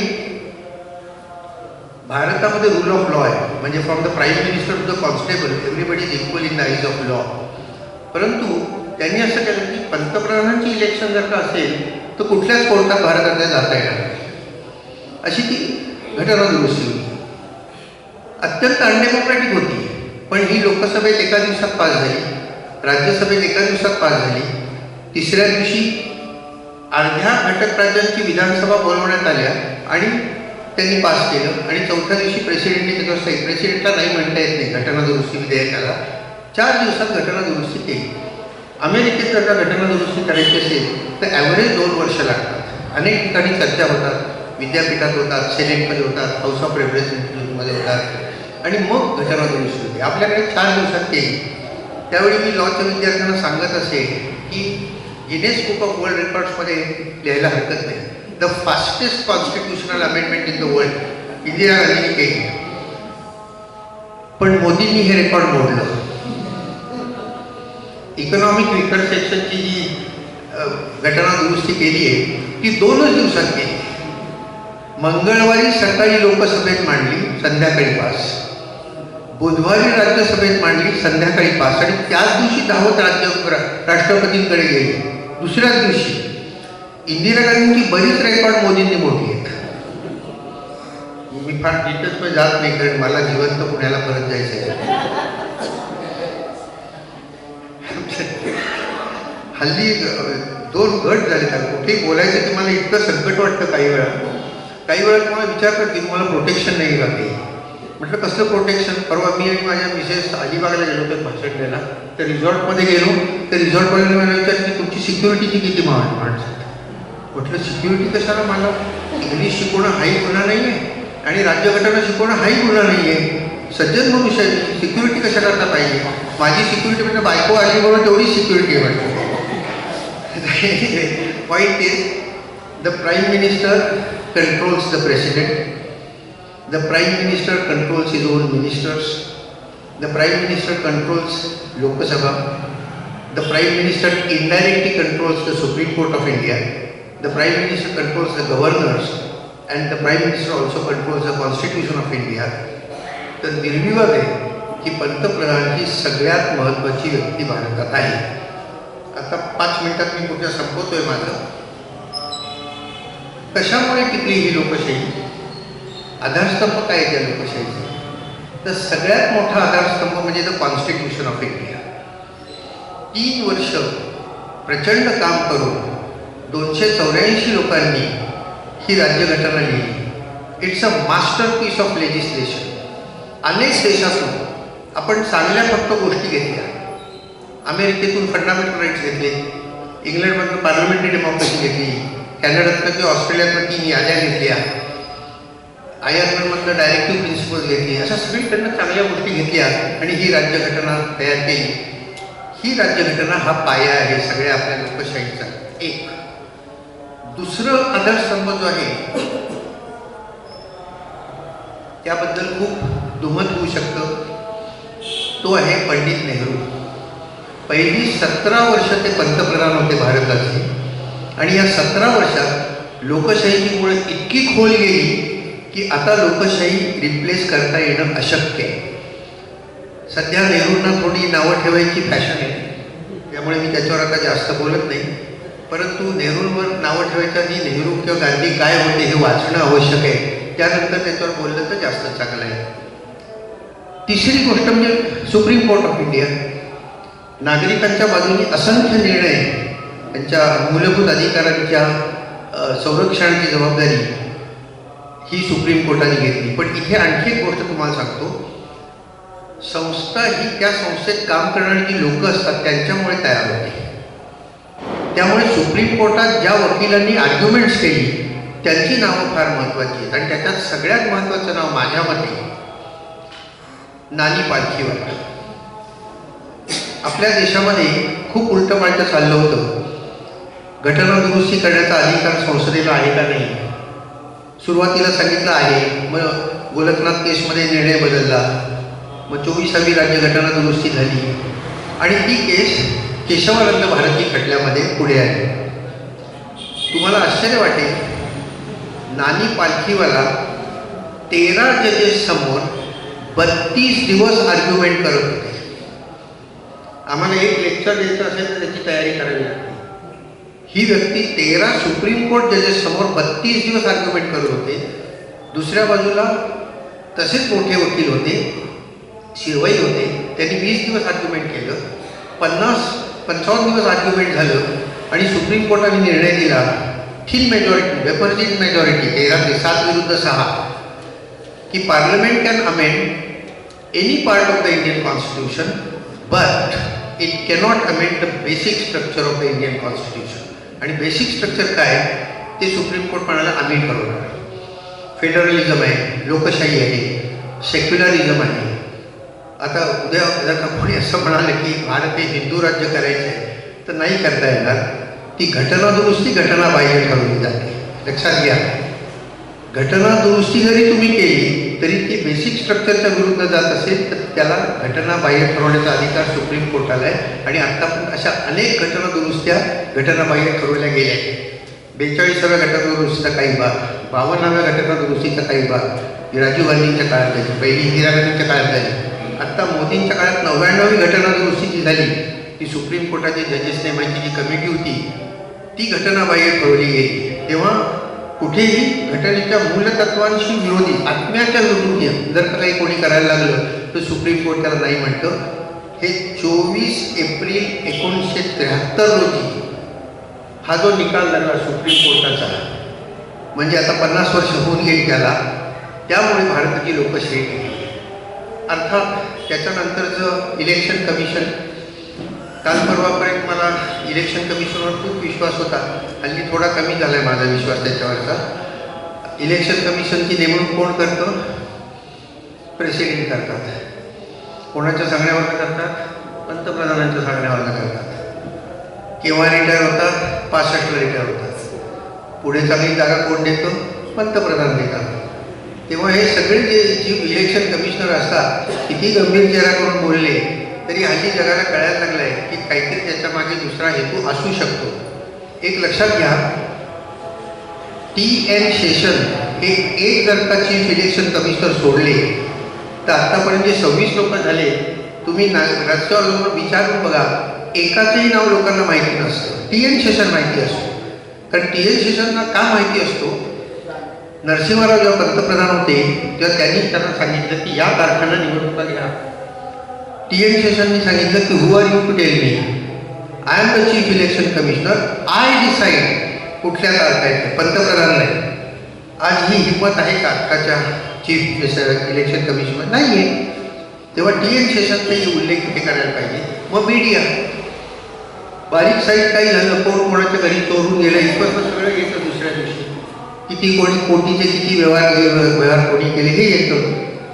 तेव्हा आणि सगळ्यात महत्त्वाचं, आणि इथे मला वाटतं मी थांबणार आहे, भारतीय राज्यघटनेचं पहिलंच वाक्य प्रिॲम्बलचं, we the people of India having solemnly resolved to constitute India वगैरे वगैरे. आपल्यामुळे ही लोकशाही टिकली आहे. जेव्हा जेव्हा सरकार चुकीचं वागलं, जेव्हा जेव्हा पंतप्रधान चुकीचे वागले त्यावेळी भारतीय जनतेने त्यांना बाहेर काढलं. इंदिरा गांधींनी आणीबाणी निर्माण केली, इंदिरा गांधींना बाहेर काढलं. उत्तर प्रदेशमध्ये 180 सीट्सपैकी एकही सीट मिळाली नाही, मेजॉरिटी गेली. त्याच्यानंतर मनमोहन सिंगच्या काळामध्ये अनेक घोटाळे झाले, त्यांना बाजूला केलं. राजीव गांधींनी खरं खूप चांगली कामं केली. वोटिंग हे 21 18वर आणलं, अँटी डिफेक्शन लॉ केला, सगळ्यात माझ्यामध्ये सगळ्यात महत्त्वाची गोष्ट पक्षांतर बंदी कायदा केला, अनेक चांगल्या गोष्टी केल्या. त्या तुमच्या सगळ्यांच्या हातात जे आता मोबाईल दिसत आहेत याची सुरुवात जी केली ती राजीव गांधींनी केलेली आहे. तेव्हा फार कामं केली, पण त्यांना बोलता येत नसेल. एक लक्षात घ्या, नुसतं काम करून चालत नाही, बोलता पण यावं लागतं. राजकारणामध्ये चांगलं काम करणारे पण बोलता येत नाहीत, ते बाहेर जातात, आणि काम न करणारे पण त्यांना बोलता येतं ते निवडून येतात. हे राजकारण आहे, हे लक्षात घ्या. मी नावं घेतलेली नाही ना कोणाची.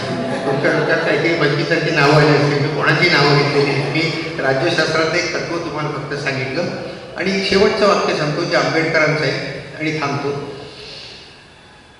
राज्यघटना समिती म्हणजे घटना समिती जी होती त्याच्या शेवटच्या दिवशी राजेंद्र प्रसादांचं भाषण झालं आणि त्याच्या आदल्या दिवशी आंबेडकरांचं भाषण झालं. त्यात त्यांनी सांगितलं की भारतीय लोकशाही ही टिकणार पण त्याला 3 धोके. कुठले 3 धोके? एक फितुरी ही परदेशात बरोबर असं नाही, आपला पक्ष सोडून दुसऱ्या पक्षात गेलं तरी ती फितुरीच आहे. तेव्हा ही फितुरी एक लोकशाहीचं घातक. दुसरं करप्शन. बघा 77 वर्षापूर्वी त्यांनी जे वाक्य केलं, आज मी पुण्यामध्ये बोलतो, मला बाकी साताऱ्याचं माहिती नाही, पण पुण्यामध्ये तुम्ही कॉर्पोरेशनमध्ये जा, कलेक्टर ऑफिसमध्ये जा, कुठेही जा, लाच दिल्याशिवाय काम होत नाही. काय लेवलला करप्शन गेलं आहे. म्हणजे ते त्यावेळी जे बोलले. दुसरा धोका आणि तिसरा धोका व्यक्तिपूजा. ते आपल्या DNA मध्ये आपल्या रक्तात येते. नेहरू नेहरू नेहरू नेहरू, इंदिरा गांधी इंदिरा गांधी इंदिरा गांधी, आणि आता मोदी मोदी मोदी मोदी आपल्या रक्तात येते. आणि त्यांचं वाक्य फार सुंदर आहे, ते मुद्दामून सांगतो तुम्हाला. ते आंबेडकरांनी J.S. मिलवरनं घेतलेलं आहे. ॲक्च्युली त्यांनी असं म्हटलं आहे, a man can not be grateful at the cost of his honour. आत्मसन्मान बाजूला ठेवून ऋणी होऊ नका. A woman can not be grateful at the cost of her chastity. स्वतःचं चारित्र्य सांभाळूनच ऋणी राहा. And a nation can not be grateful at the cost of its liberty. देशाचं स्वातंत्र्य टिकवायचं असेल तर व्यक्तिपूजा करू नका. अमेरिकेमध्ये जेव्हा 4थ्यांदा रुझवेल्ट निवडून आला तेव्हा त्यांनी घटना दुरुस्ती केली आणि सांगितलं इथनं डिक्टेटरशिप निर्माण होऊ शकते, राष्ट्रपती फक्त 2दाच होते. तेव्हा आपण काही त्या काळात ज्या चांगल्या गोष्टी घेतल्या तशा आत्ता पण घेण्याची आवश्यकता आहे की व्यक्तिपूजेपासून आपण दूर गेलं पाहिजे. 15 पंतप्रधान झाले, मी आत्ताच म्हटलं. प्रत्येक पंतप्रधानांनी चांगलं काम केलेलं आहे, नेहरूंपासून मोदींपर्यंत. आणि प्रत्येक पंतप्रधान अनेक ठिकाणी मोठ्या चुका पण केलेल्या आहेत. परंतु हे सगळं करत करत करत आज आपण इथे आलो आहे. आणि आज जगातल्या पहिल्या 5 इकॉनॉमीजमध्ये आपण आहोत. आपण चंद्रावर गेलो आहे. आपण प्रगती केली यात काही शंका नाही आहे. आणि माझी जवळजवळ खात्री आहे की आणखी 20 वर्षामध्ये India will be a super power. फक्त दुर्दैव असं आहे की मी 78 वर्षाचा असल्यामुळे मी त्यावेळी कदाचित नसेल, पण इथे काही तरुण लोक मला दिसत आहेत. तुम्ही निश्चित असाल तेव्हा India will be a super power and there is no threat from anywhere to Indian democracy. Thank you.